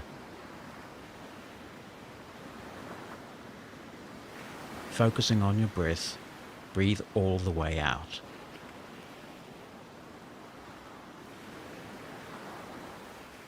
It might help if your mind is wandering to count the breaths. Breathe in. Breathe out and count 1. Once again, breathe in. And on the out breath, count 2. Return your breath to normal and know that there is nowhere else you need to be. Nothing that you need to do.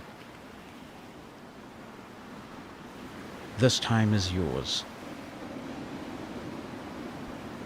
Take enjoyment from the fact that you are breathing, that you are alive, that you are here now.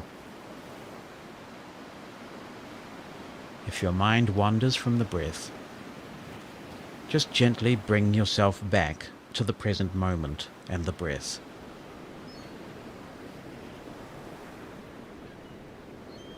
And to help you focus, periodically I ring a bell. When you hear the bell, if your mind has wandered to the tasks you need to do, or to things that are on your mind, don't chastise yourself. Simply bring your attention back to your breath and be here now.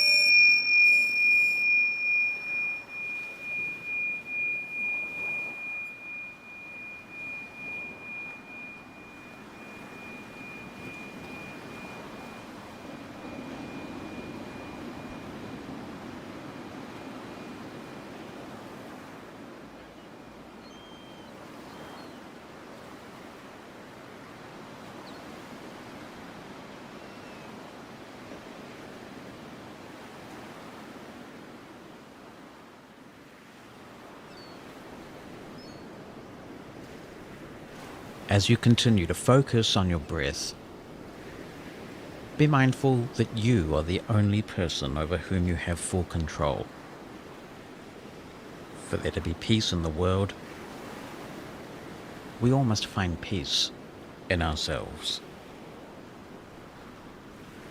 So as you continue to focus on your breath, say to yourself, without saying it out loud, may I be happy. May I be safe. May I be at peace.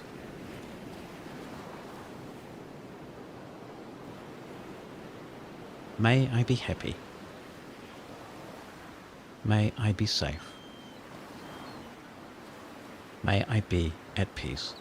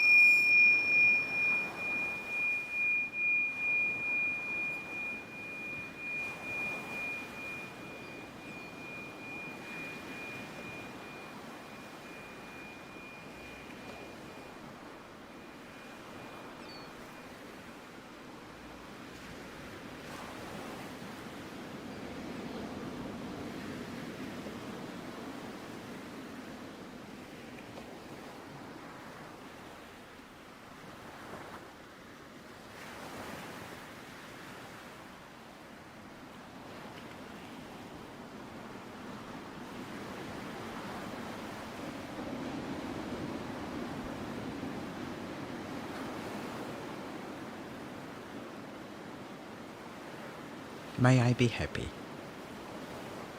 May I be safe. May I be at peace.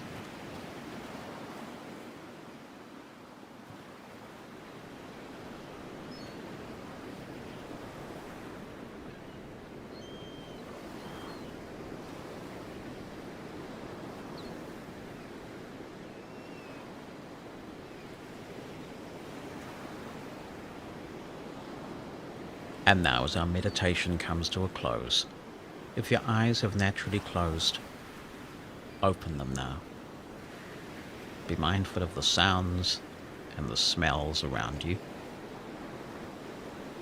and bring your attention fully back to the present, ready to face whatever life may bring.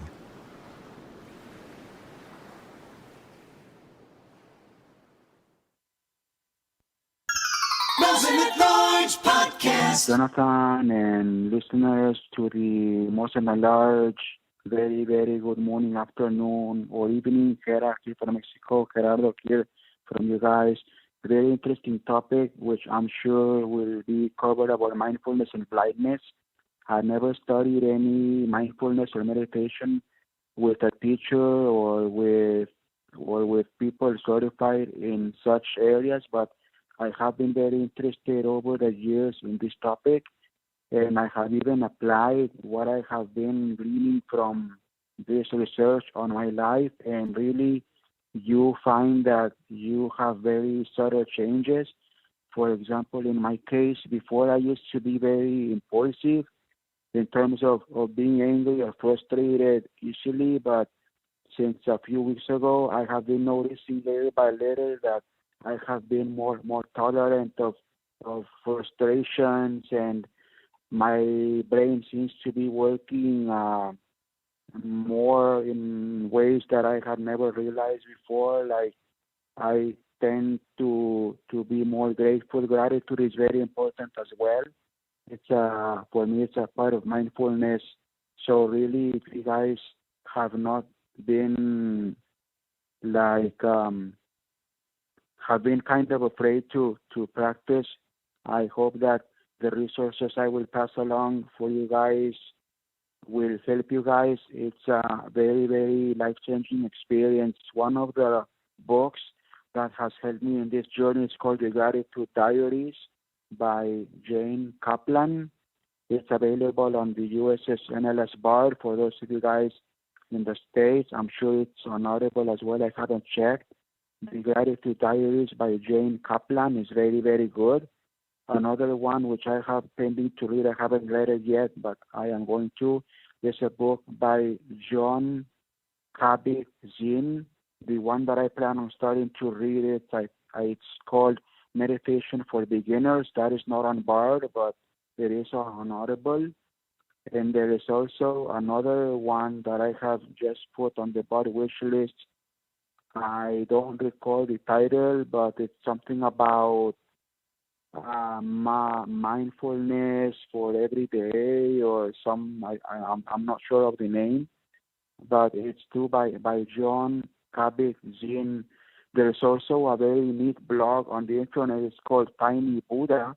It's a blog where you get an article daily about mindfulness and how it has changed people's lives. So really give that a follow.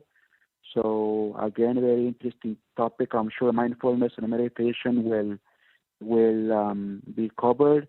And congrats on your podcast and on your show, that it gets better and better every day. Greetings from Mexico, and we will continue to be in touch. Well, thank you so much. I'm glad you're enjoying the podcast and mindfulness. It is true that if you can think about the emotions that you're experiencing and almost look at them as if you weren't, as if you are analyzing it from a third person's point of view, and say, what is this thing I'm feeling? What's its cause? How do I deal with it? And I mean, it's not an instant thing. That takes a lot of practice. And sometimes we're just going to go back to the intuitive way that we've always thought about these things. But when you do that often enough with your own emotions, it does start to translate to thinking about the way that others are behaving. And when that happens, it does affect in a positive way your interpersonal relationships. I also agree with you that the Mindfulness for Beginners, Reclaiming the Present Moment and Your Life, I think is the full title, by John Kabat-Zinn, is a good book. And it is included along with the Tiny Buddha website, which is also a very good blog, on the meditation resources list, which you can access by sending a blank email or an email with anything in it, really, because the subject and body are ignored, to meditation@mosen.org. Hello, Jonathan. It's Bryant here. I wanted to weigh in on the tape recorder conversation. I've had a few tape recorders throughout my life, but I only remember one because I was too little to remember the others. The tape recorder I do remember was an APH recorder. I'm not sure what the model was, but it was one of those bigger ones with a handle on it you could carry around.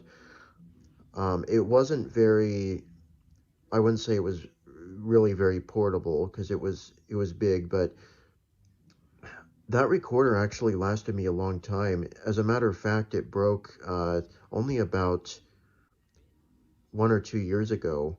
Actually, I remember when I was still using it, the door came off of it, the door where the tape goes, and so the tape and the heads were actually exposed, and so I could easily put my finger in there and try and stop the heads from moving. I did that sometimes. The recordings I made on it were of me and my uncle.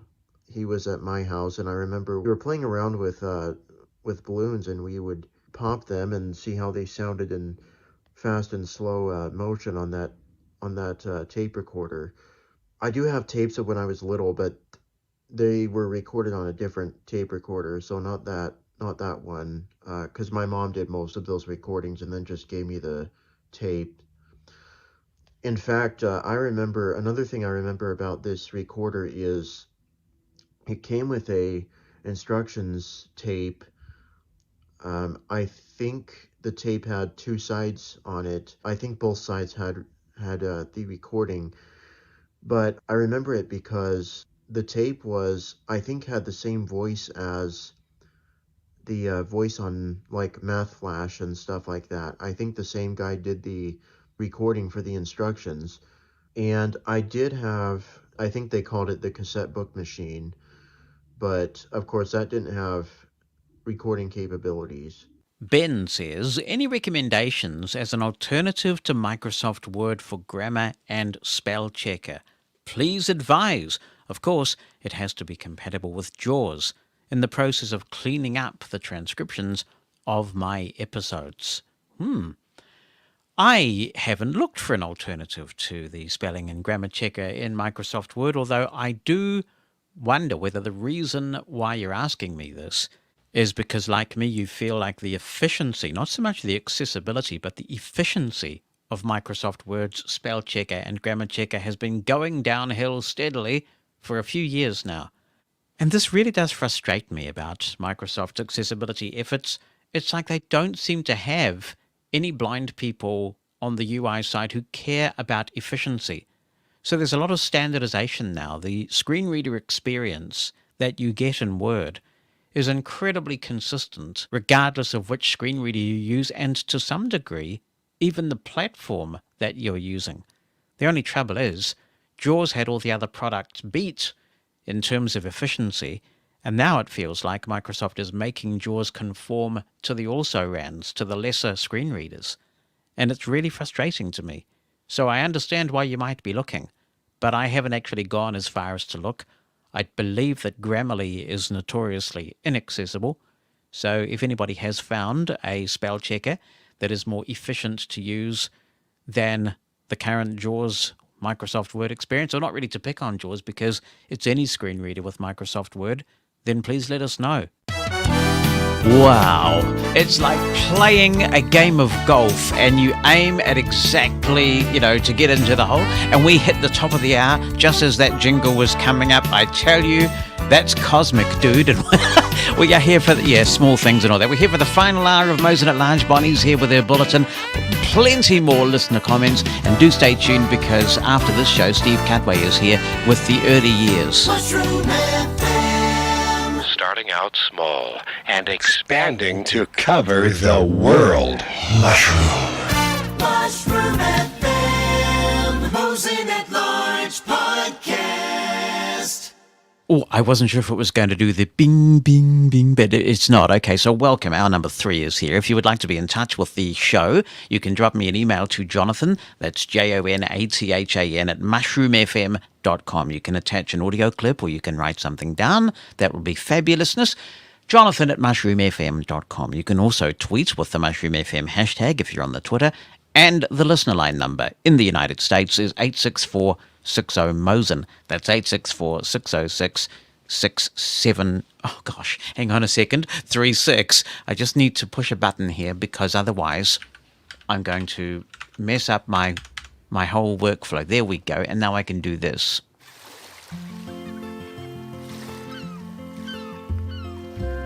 It is time once again for another super duper Bonnie Bulletin. Hi, guys. Welcome. Hi. What do you mean, guys? It's just me you're talking to. Oh, well, the people out there. Oh, on are Radio there Land. people out there? Yeah. You're an optimist. Yeah. You're an optimist. Always. We went to a really cool concert on Friday night. We did. It was absolutely fantastic. Solo Mio. Solo Mio, great New Zealand group. All 3 of them are Samoans, 2 brothers and a cousin. Mm-hmm. And I guess you'd call him the leader. He's kind of trained operatically. Opera. He's a brilliant operatic tenor. Yes, very good. And he's been performing in Italy and places like that. Paris. So, yeah, Paris. And anyway, it's just fantastic. And then we got home. I have to say, one of the things that's always fascinated me, partly because I'm a radio geek, and partly I think because I've actually been in a position, my most memorable one was when the first Gulf War broke out and I was actually on the air. Actually, I was on ACB radio when the second Gulf War started as well. Mm-hmm. I'm a jinx. But anyway, where I was going is I am always fascinated by the way that news is broken in the broadcast media. It's always fascinated me. And so it's also interesting to look at the different news apps and which push things first. And consistently, Sky News is just so quick. So Sky News pushed at 11:04 p.m. on Friday, our time, that Prince Philip had died. Yeah. NBC News was right there with them just a few seconds after. Because when I heard it come through, I thought, did I hear that right? And then just as I was going to check the notification center, NBC pushed it. It took the BBC another 4 minutes to push it. And so I said to you, well, we'll turn on the radio. By the time we switched the BBC on, they hadn't even mentioned it yet, so we were actually able to listen. To hear the actual announcement from the BBC. Yes.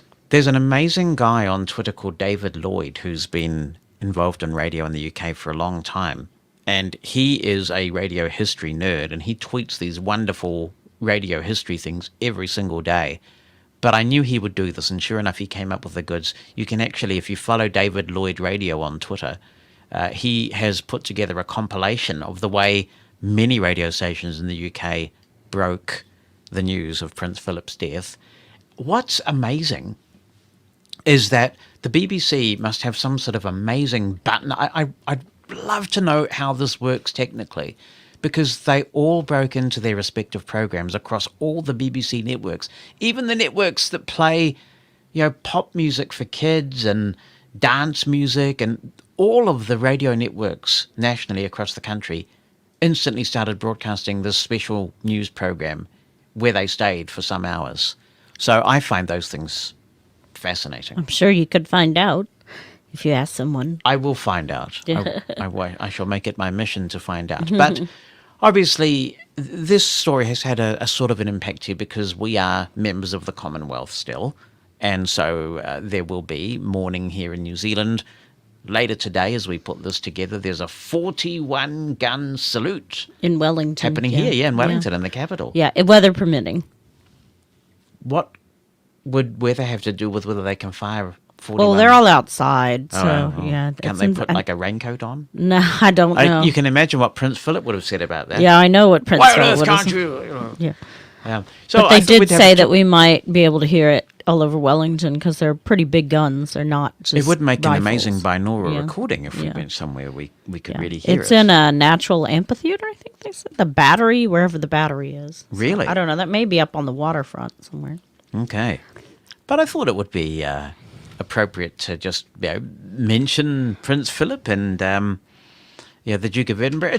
It's an amazing story in the sense that, only 2 months more he would have got a telegram from his own wife, wouldn't he? It's really sad that he didn't make it to his 100th Get a telegram birthday. from the Queen. Yeah.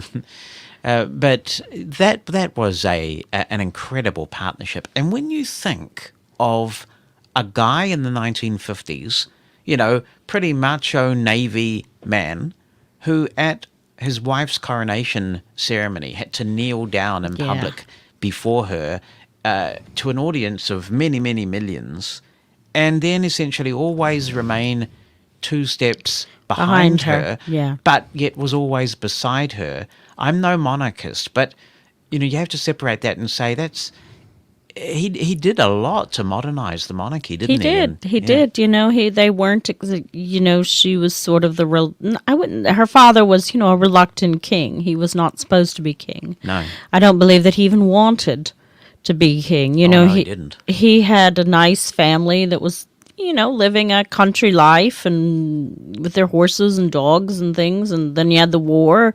Well, before you had the war, you had Edward, who decided to abdicate, and then you had a war, and that some would say that probably shortened King George's life.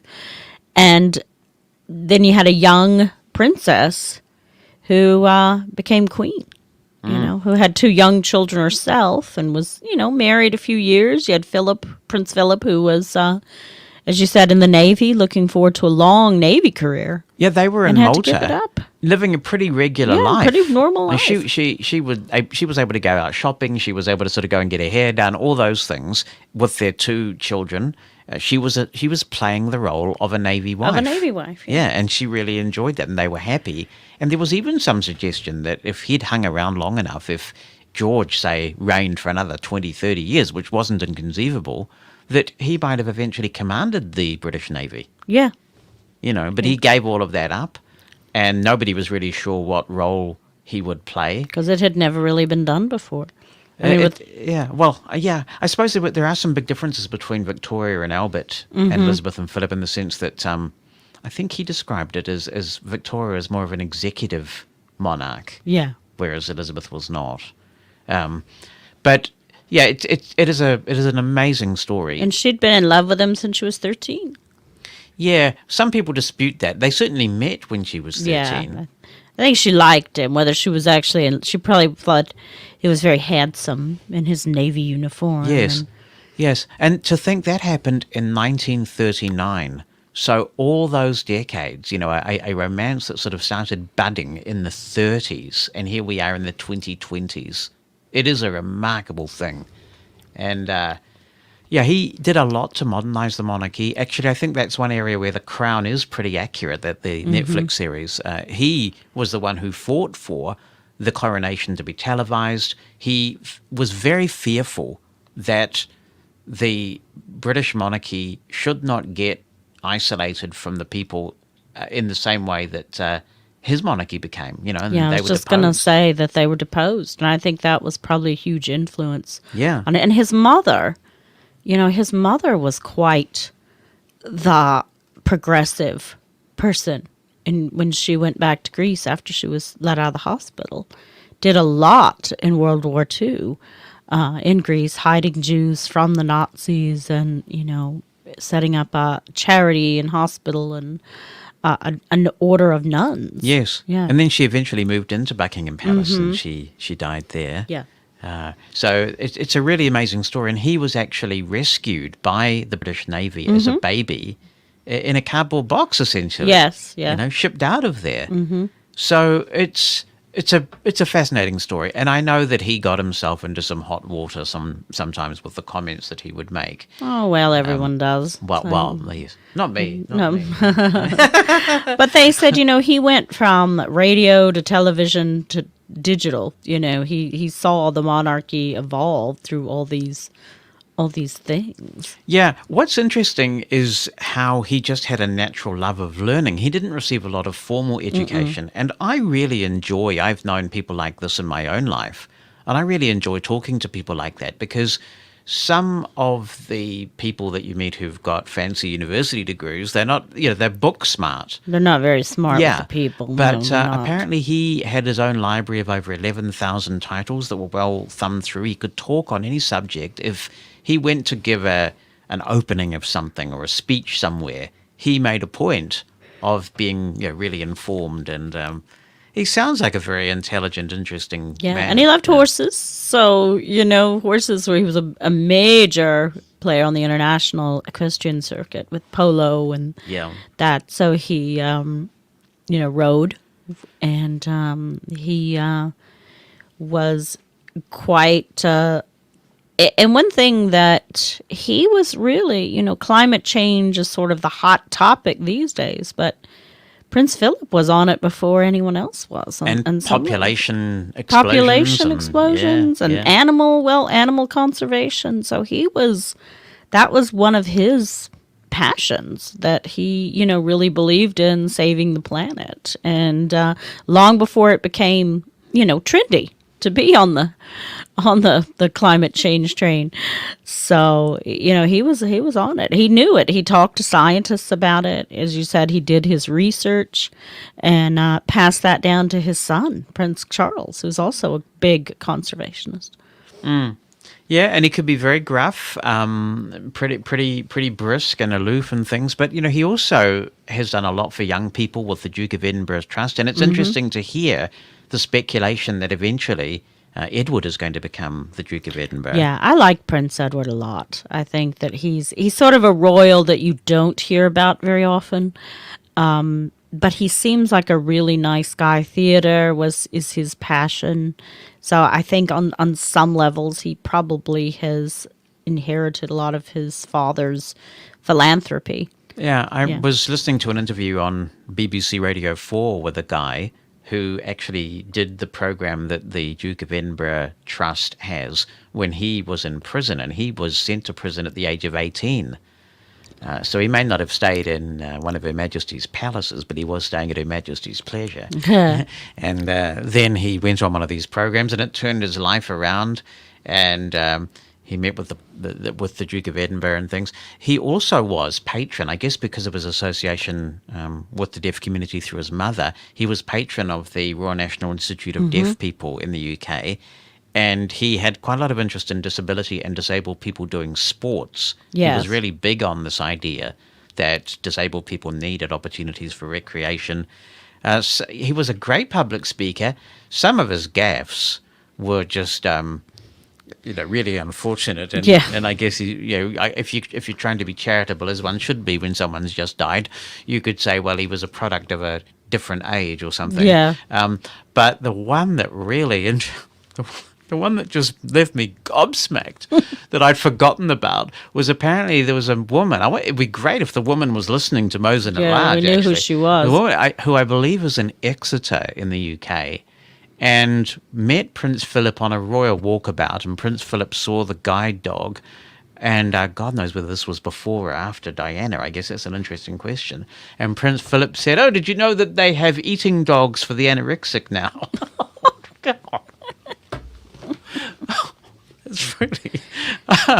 but and I think that my response would have been, "Sir, do you know about the guide dinosaur?" And it's called I don't think he saw us. Oh yeah, do you think he saw us? Do you think he saw us? The blind dinosaur. And then his guide dog is, do you think he saw us Rex? Yeah. So maybe Prince Philip would have liked that. But yeah, so it's the end of an era. And, it is the end of an era. It's someone that you kind of wish you had met. That you'd been able to sit down and talk to, and because at the end of the day, especially the British royal family, I still am not really sure why the British royal family, maybe it's just a part of British culture and heritage that we have all this pomp and circumstance around, but at the end of the day, they're a family. You know, they have the same issues, the same loves and hates as any other family. He actually said that. Did he? Yeah, Oh, he said exactly that, pretty much. We're a family. You know, Yeah, they're members that, you know, you got the uncle that you would prefer not to come to tea, and you know, they have dysfunction, the same dysfunctions that every other family on the earth has. And at the end of the day, why is that our business? You know? Well, I On mean, some yeah, levels. I'm trying to be really good here because I am a Republican with a small r, not the same as being a Republican in the United States, but I firmly believe New Zealand should have become a republic a long time ago. We've got an independent voice. We have our own culture now. It's a Pacific culture. You know, we we can watch Where this. Prince Philip was, what were you telling me about in the Pacific Island where he was seen as a god? Yeah, there's some group of people that believe that he's somehow related to their spiritual Leader. ancestors. But so I find it fascinating that the Americans fought a revolutionary war to sort of get the monarchy out of your hair, but Americans seem more fascinated than. But I think many. it's Elizabeth. I think it's Queen Elizabeth, and I think it's. I don't know. It was definitely before Diana. Some might argue Princess Diana was part of it, but I think it was going on even before that. But when Queen Elizabeth eventually does die, I think that there will be a lot of soul searching in a number of Commonwealth countries about, you know, is this the time to cut the apron strings? And you can be a republic and be in the Commonwealth, of course. There are some countries that do that. Canada, I think, isn't it? Yeah, no, I don't think. No, Canada's not a republic, but I think India is from India, memory. yeah. So there are a number of other examples. And of course, talking about Prince Philip's mother, which is a fascinating story, the fact that she was deaf. And her mother, you know, she was pretty much treated like any other child. When they discovered that she had a congenital hearing loss, they taught her to lip read and speak. Yeah, and it often has made me wonder what would happen if a member of the royal family came home with, say, a deaf or blind significant other, or, you know, how would that be received by the family and the media? But yeah, it's just an idle speculation. I don't know. There have been members, but I don't know if they came home with anything. Yeah. So that would be interesting. I certainly know that when Diana, I wanted to marry a prince. Yeah, right. Well, so that's certainly been a dominant topic, and that's understandable. And he doesn't want a huge funeral. Well, he's not getting one because of COVID. Yeah. So now they've announced those plans, and Boris Johnson is actually, the British Prime Minister, is giving up his seat so that another family member can attend, because they're really constrained in terms of how many people can go. That's nice. That's nice. Yeah. Yeah, that's good. So, you know, it just goes to show that everybody is mortal, and you just never know when something like that is going to happen. Obviously, people were sort of on some degree of alert when he was in hospital, ill, yeah. And then he went home, and everybody just moved on. I think most people did anyway. And so when that breaking news push came through at 11:04 p.m. from Sky, you know, you suddenly thought, oh gosh, you know, so it's on. And the plans that they have in place for the death of these senior royals are so meticulous. The code word for this one was Operation Fourth Bridge, and they put a form of it into action.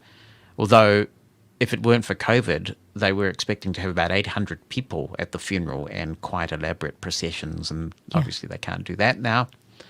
But when the Queen does die, I think it'll be a pivotal time for many countries. Yeah. Oh, yeah. Just in the world in general, because she's been a part of it for so long. Yeah. You know, I mean, than in our Victoria, lives, there's never been another monarch. There's never been another I was thinking my monarch. mum's been around for a few. So she was born during the time of George V, and then so she would have been around for Edward VIII and George VI and then Elizabeth. So four. Three, yeah. Yeah. So, yeah, it's what was I going to say?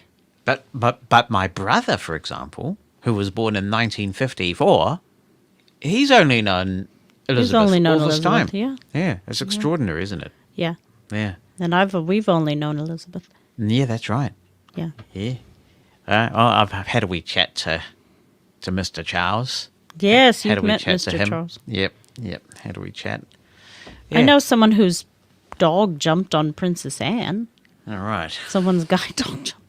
What did she say? Get off! No, she was nice about it. It was at an equestrian thing, a Paralympic not a she's patron of riding for the disabled. So yeah. So condolences to the family. To the family. I mean, I, as I say, I am a staunch, not a monarchist, but I do find it very distasteful that people just can't shut up. No. If you haven't got anything nice to say when someone dies, why poison the social media discourse with all this horrible, disgusting venom? I wasn't surprised, but it's just so disappointing. I mean, at the end of the day, he's a husband, he's a father, he's a grandfather. You know, he loved his grandkids and great grandfather, and at the end of the day, he's a man, he's a person.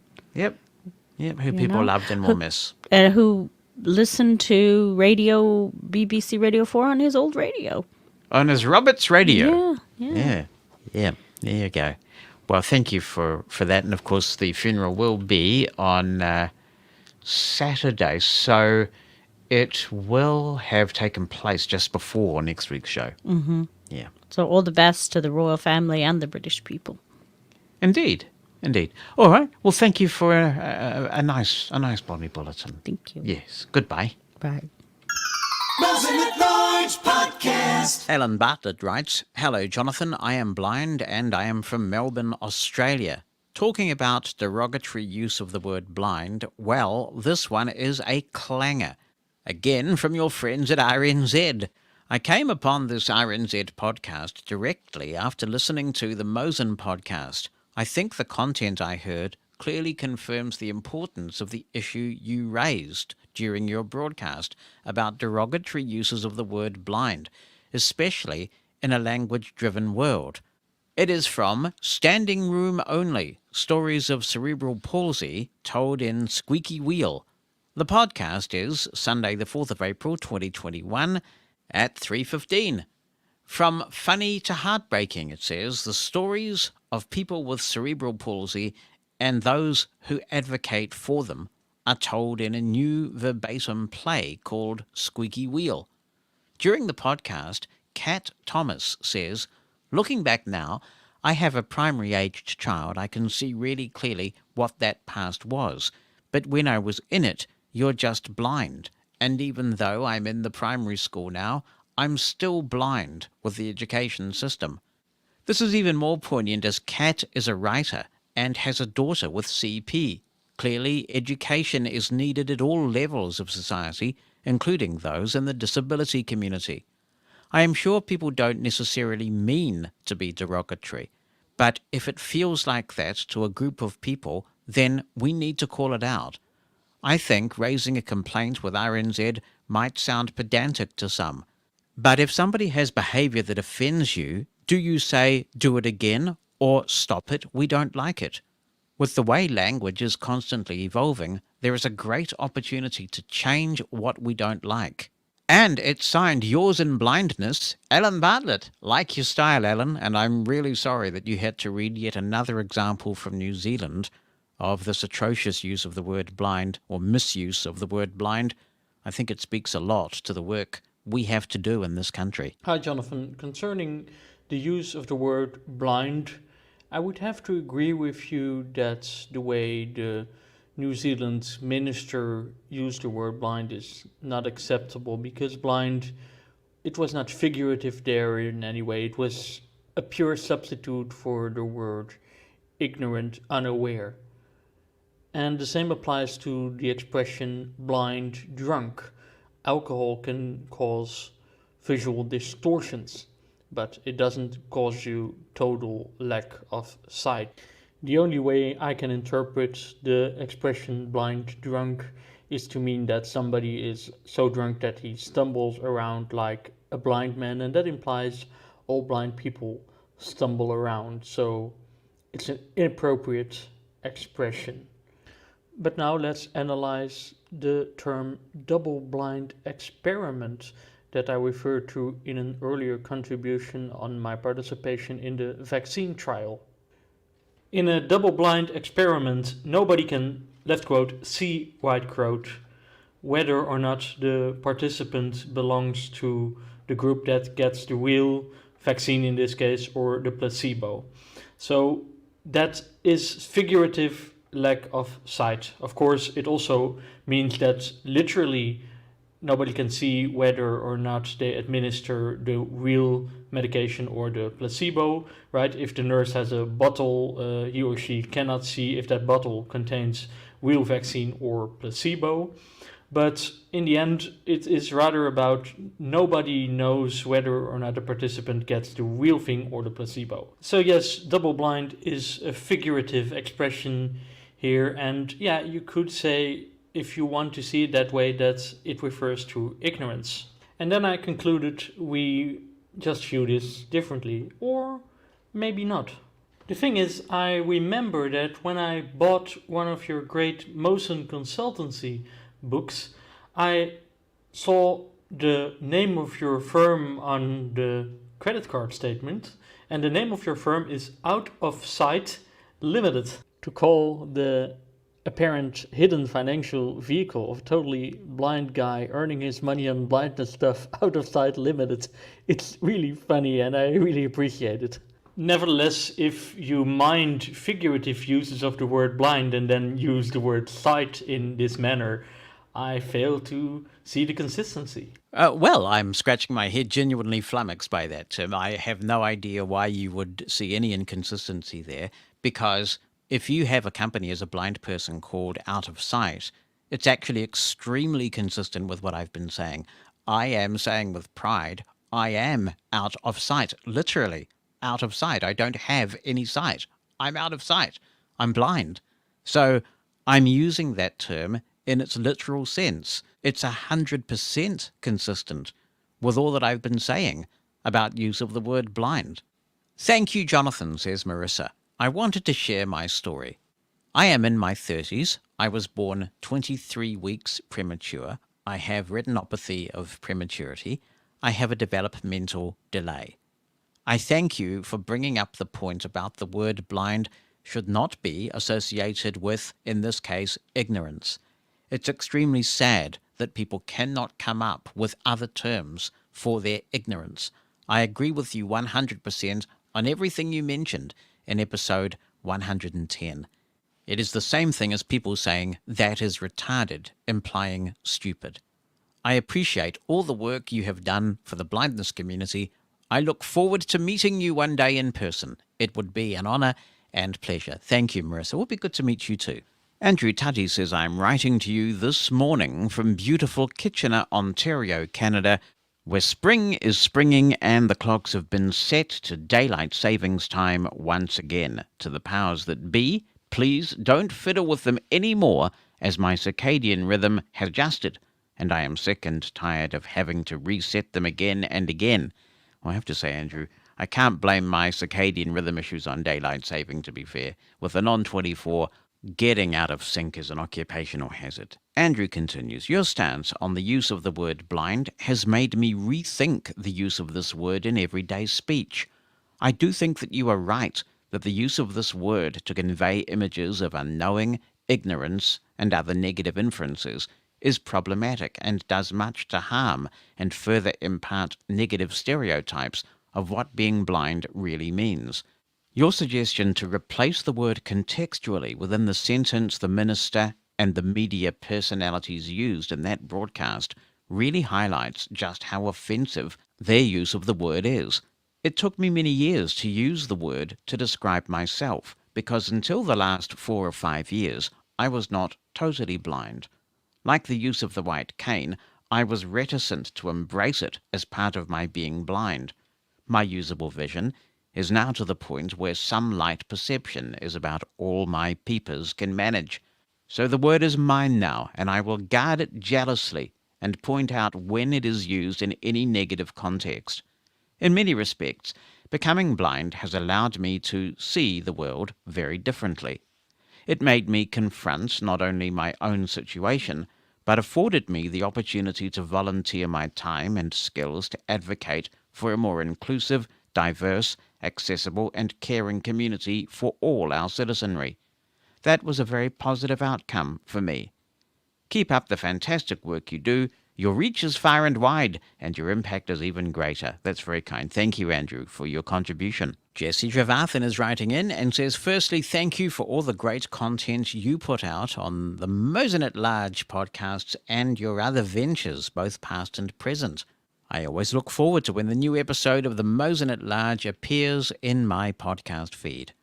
I also got the opportunity to listen live last week, which was great. I just had a few things I wanted to chime in on. Regarding your episode on blind culture, I never really thought about it until your thought-provoking conversation with Amanda and Bonnie.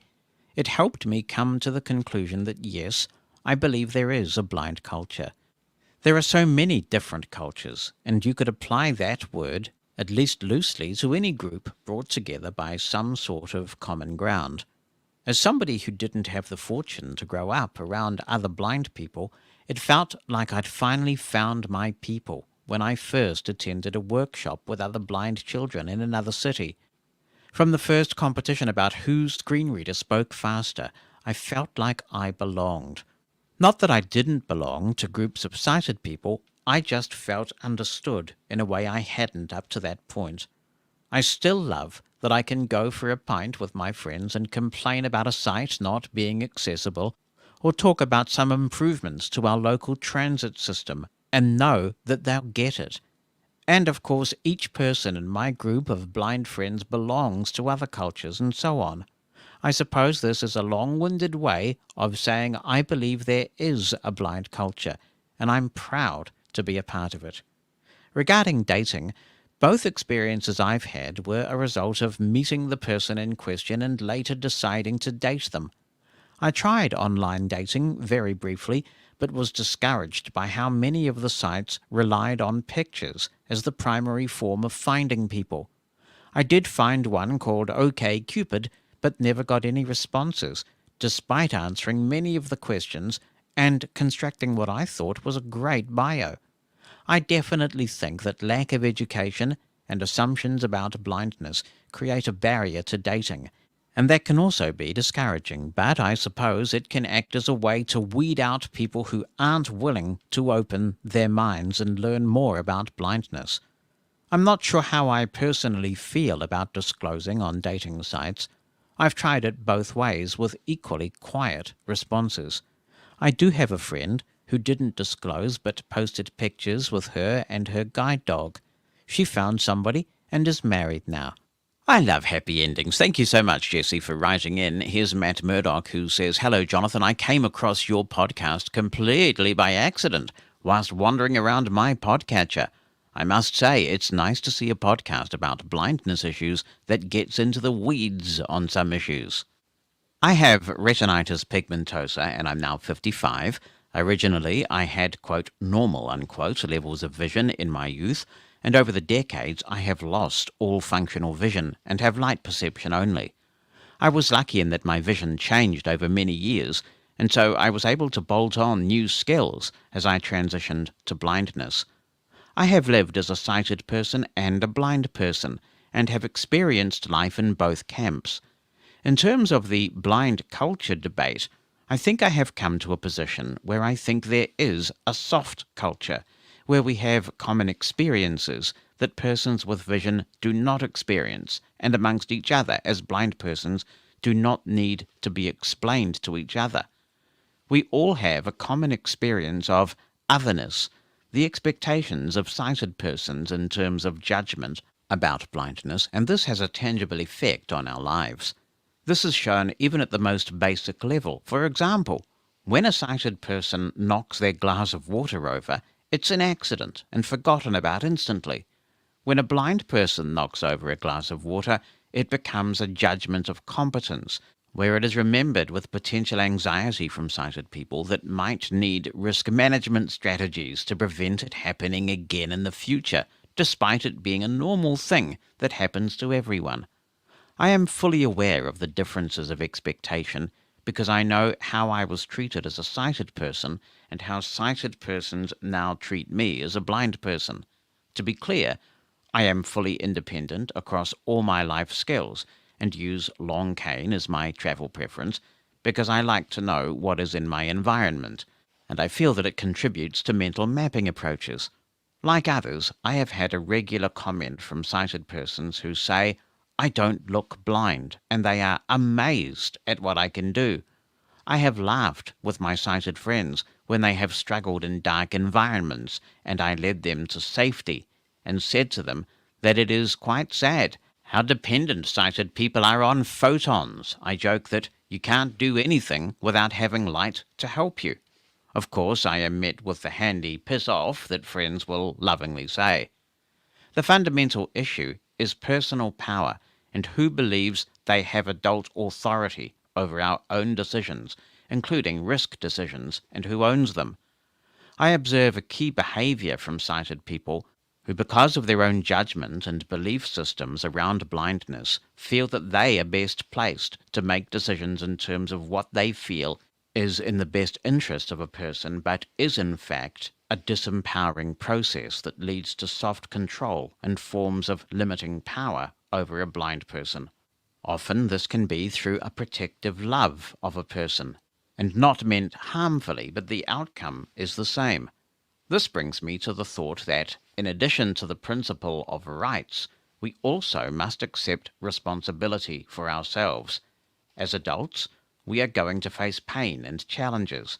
The direction of our lives will be determined by what we do in meeting these challenges. My own life would have been very different had I chosen to accept limitations to my life opportunities, whatever these would have been. I could have decided that it would be easier to accept my life on benefits which are readily available, but would have changed my whole life path, including most likely never having met my wife. I suppose my message is for all of us to take advantage of opportunities to build your independence skills, because through this we can build emotional and psychological resilience, and from this, foundations of true personal freedom in how we live. Step-by-step foundations are built, and consequently, opportunities present themselves, and suddenly your life can take that unexpected turn. I completely agree with that, Matt. Thank you so much for writing in. There is an article in one of the NFB publications I read a long time ago where Kenneth Jernigan talks about this exact same scenario, that he was in a restaurant and he knocked over a glass of water and it turned into a major drama because he happened to be a blind person who knocked over a glass of water, when it happens to the best of us, doesn't it? But it's almost like we're on trial all the time, and if a regular routine accident that happens to a blind person, suddenly it becomes a major drama. Jonathan Mosen, Mosen at Large podcast. We cut way over to Canada to hear from a very happy Steve Cutway, who says, "Hi, Jonathan. I think I told you. I ordered an Amazon Fire TV stick on March the 3rd. It finally arrived today." Now, just because we're backlogged, let me say that today was March the 27th, his time, I believe. And I have to say that I am completely blown away by everything about it. It's the 3rd generation model. It's every bit as fast and responsive as my Apple TV, which I know wasn't your experience based on Mosen At Large episode 90. The remote control's usability and accessibility is beyond belief, as is voice view. I installed the Apple TV app and watched Season 2, Episode 6 of For All Mankind immediately. I installed TuneIn and was listening to Mushroom FM and Mushroom Escape in seconds. The remote control controls the power and volume on my 29-year-old Yamaha audio receiver, turning it and our Samsung TV on and off simultaneously. All for $69.95 Canadian. What's not to love? Now I just have to convince Nancy to buy a TU8000. That's going to be a harder sell. Good luck, Steve. Tell her marriages are about give and take. Why doesn't anybody have as catchy a phrase as happy wife, happy life? Happy husband. I mean, what rhymes with husband? I don't know. We need an alternative to, or an equivalent to happy wife, happy life. That's what we need. Hi, Jonathan. It's Tim Cummington. I just wanted to let your listeners know that Zoom has 2 new recorders that it seems they've just come out with, both that have the 32-bit recording similar to the Zoom F6 that Gary O'Donoghue reviewed a couple months ago. One is the Zoom F2, and the other one is the Zoom F2 BT for Bluetooth. And apparently these are both small recorders. I think the Zoom F2 is about $150 and the Zoom F2 with Bluetooth is about $200. They record in 32-bit. They come with a lavalier microphone. They have a 3.5 millimeter microphone jack, and there's no input level on the recorders themselves. No menus. Obviously, since it's 32-bit, the feeling is that you can record with either of these recorders and not clip, so you don't have to worry about any kind of an input level. So just something that some of your listeners might want to check out if they want to get a hold of a 32-bit recorder that isn't as feature-packed as the Zoom F6, but is a lot cheaper. Mosen at Large Podcast. We have an email from Anicio Correa who says, "Hello, Jonathan. I hope you and Bonnie are well. I continue to be one of your biggest fans. I learned so much tuning into your podcasts." Well, thank you so much. I have 2 questions. 1, I use my Bluetooth hearing aids often to interact with my iPhone, along with my Braille, with an uppercase B, display. However, while the sound coming in through my hearing aids is excellent, I've been told that the audio I generate is terrible. My question is, can I select to use my hearing aids to listen to incoming transmission while using the iPhone mic and/or an external mic to broadcast my voice? And if so, how do I go about doing this? That is really interesting, Anicio. So are you saying that your hearing aids also act as Bluetooth microphones for the iPhone? I'd be interested to know what hearing aids you have. Mine certainly don't, so mine are just Bluetooth receivers. And when I'm using the phone, if I've got no fancy schmancy gadgets connected, I am just using the built-in mic of the iPhone, which is quite, or mics rather, plural of the iPhone, which is quite reasonable. So without knowing a bit more about what hearing aids you're using and whether they're acting as a microphone, I really can't comment on this. That's interesting. There may be a setting in the app for your aids, assuming your aids do have apps, that make them only work as hearing aids, but that's interesting. Perhaps somebody with the same hearing aids as you can comment if we can find out what those are. 2, are there microphones that plug in directly to the iPhone's Lightning port? Any suggestions? Yes, the Shure MV88 is the best one that I know of. That's Mike Victor 88, and of course, it's hard to go wrong with Shure microphones, right? There is also a series made by Zoom, as in Zoom the audio people, but I've had bad luck with those, and it's acknowledged that they seem to pick up a lot of radio interference from the Wi-Fi and Bluetooth and cellular radios, and they actually recommend that you turn airplane mode on, which is not always very practical. I remember taking that mic to broadcast live on Mushroom FM from a parade that we were having in Wellington in 2017. And I thought, oh, this is going to be epic. But the interference from the radios was so bad that I had to resort to using the built-in mic because it just sounded terrible with all the crackle and pop. So the MV88 is good. Also, don't overlook the fact that you can get the little camera adapter kit from Apple, which will then open up any USB microphone. Essentially, it goes into the Lightning port, and then you have a USB port at the other end, and there are plenty of good microphones in that space as well. If you just want a good directional mono mic, you could get at a very cheap price the Samsung Q2U, or now they have the Q9U. So there are various options out there like that, and others may have some suggestions for Lightning products that plug right into the iPhone. So good luck, and I'm really intrigued to find out which hearing aid it is that's actually affecting the audio that is coming out of the iPhone for people to hear rather than just what you are hearing. Hello, Jonathan. It's Thomas Solich in Ohio here again, and I have just been continuing to heartily enjoy your everything that you're putting out, and I think that your content is of higher quality than ever before.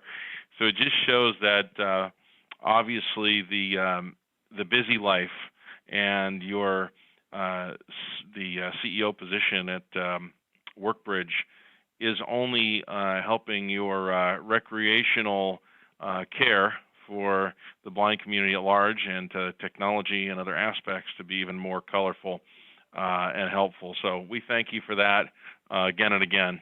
And my thought and question today simply pertains to a couple of months ago when you were announcing your new Dell. And I believe you purchased a Dell XPS. And I've used Dell for a couple of decades almost. And the items that you identified totally resounded with me because personally, I find that Dell has the best warranty.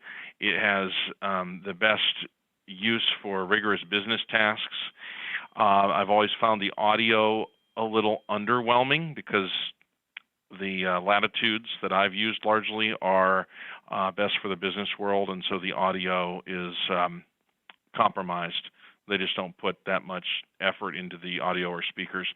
But the other thing I wanted to ask you is, now that you've had your Dell for a couple of months, have you found any easier ways or tips to manage some of the applications independently, like the Waves Max audio, as well as some of the Dell Optimizer and AI apps that Dell is using to help things to be really fast and quick and usable? I have not.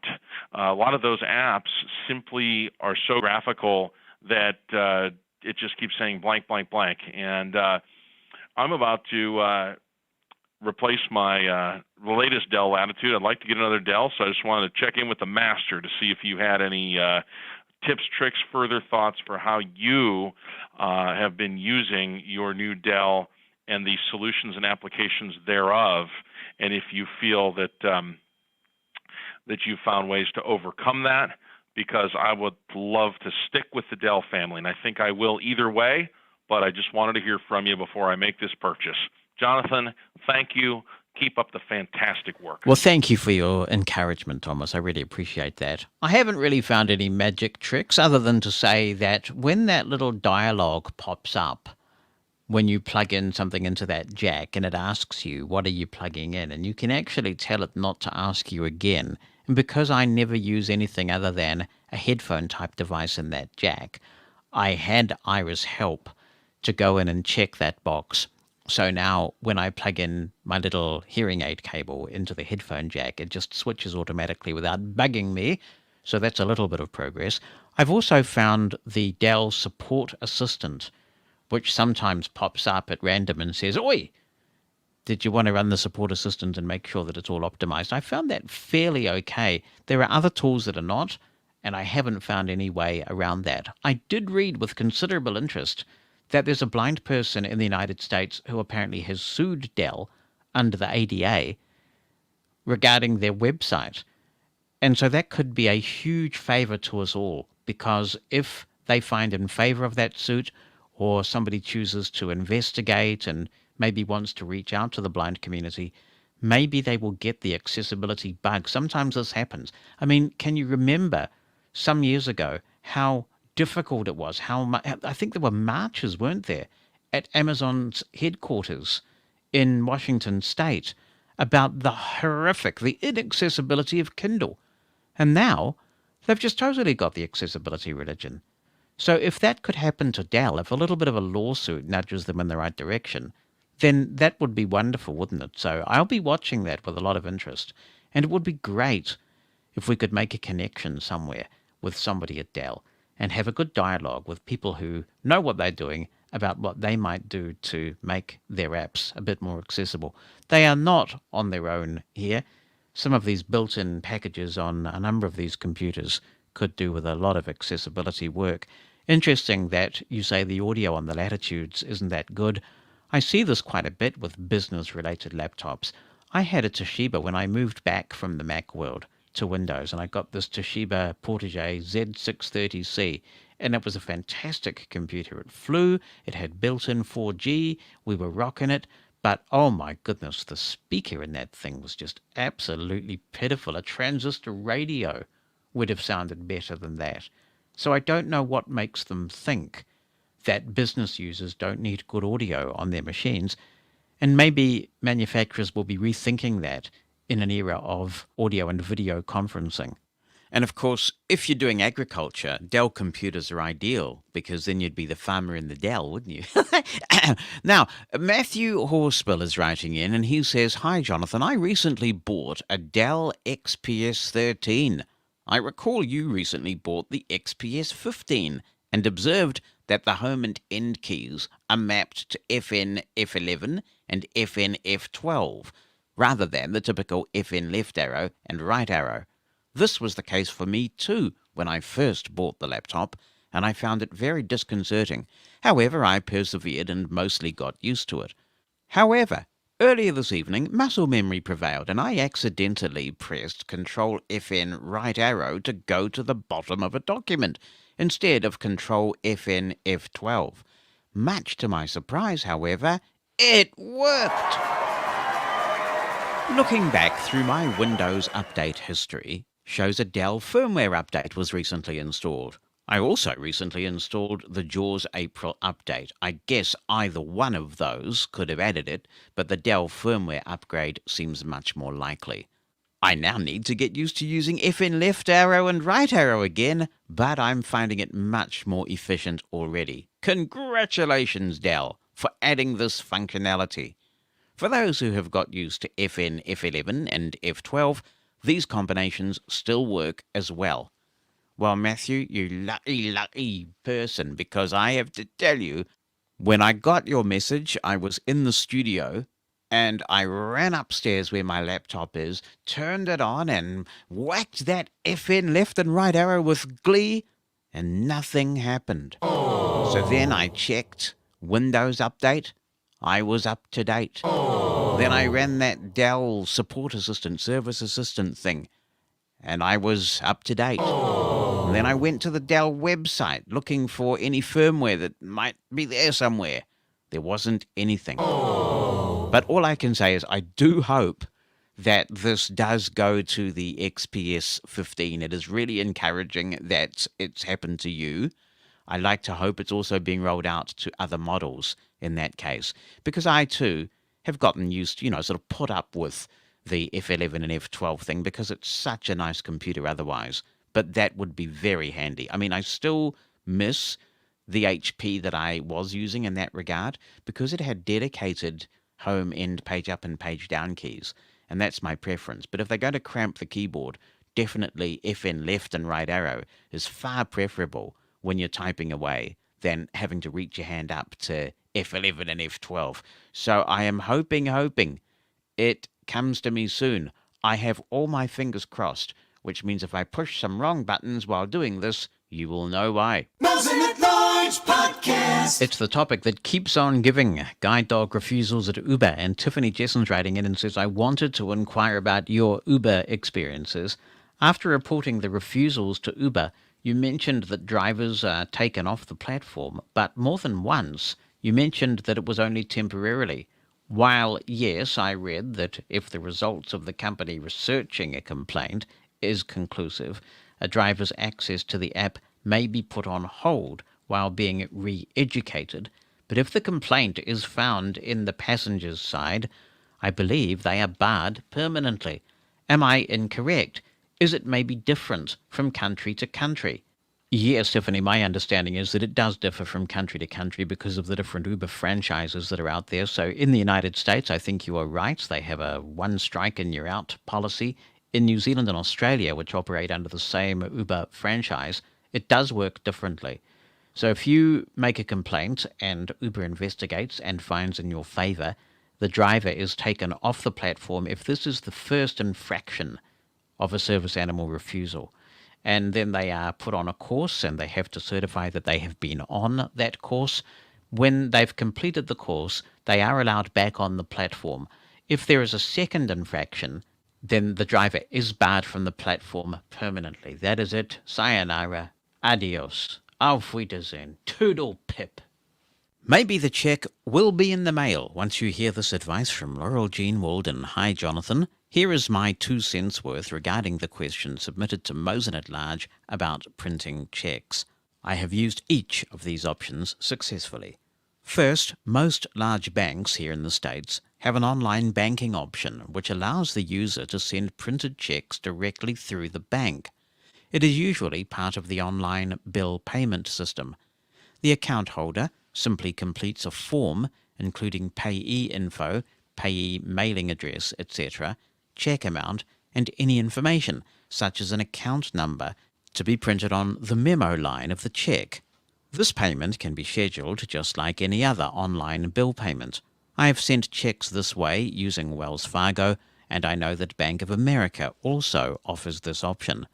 Sometimes there is a small fee depending on the type of bank account used. Second, the banking software for Windows, Money Talks, is still up to date and available through the American Printing House for the Blind. It works with JAWS and NVDA and also includes a self-voicing option if preferred. The software can be configured to work with most styles of checks.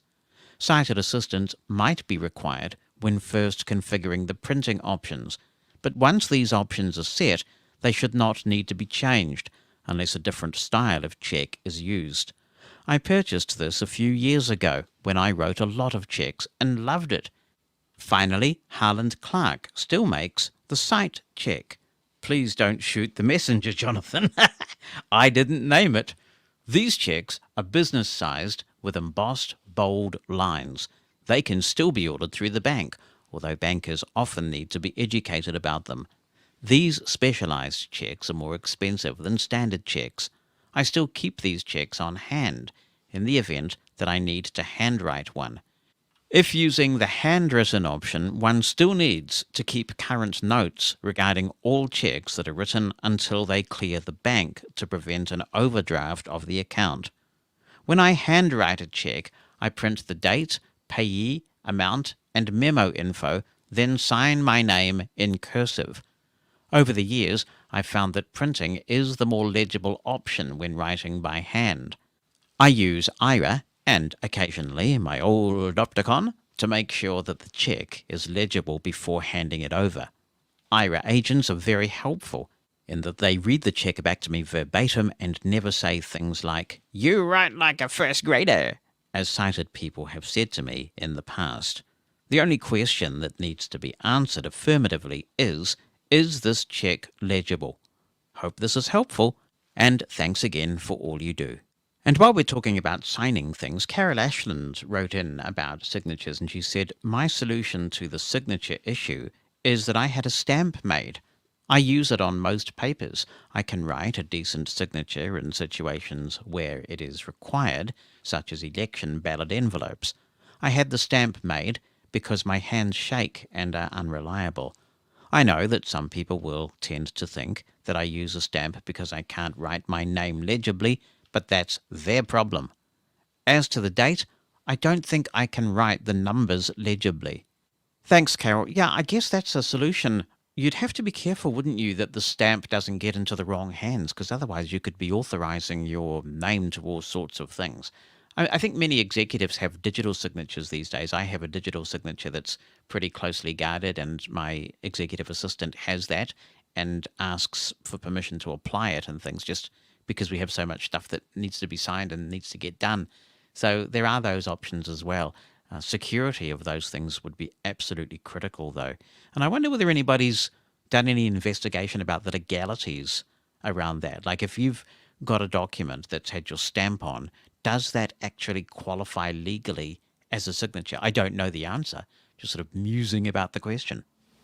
I see that sometimes you get these journalists who say, if the President of the United States signed with the auto pen, does that make it legal? Well, presumably it does. Anyway, we're going to wrap up on Mosen at Large, but a reminder that if you would like to join our blind podmaker community, you can send a blank email to creators-subscribe at theblindpodmaker.com. That's creators, plural, -subscribe at theblindpodmaker.com.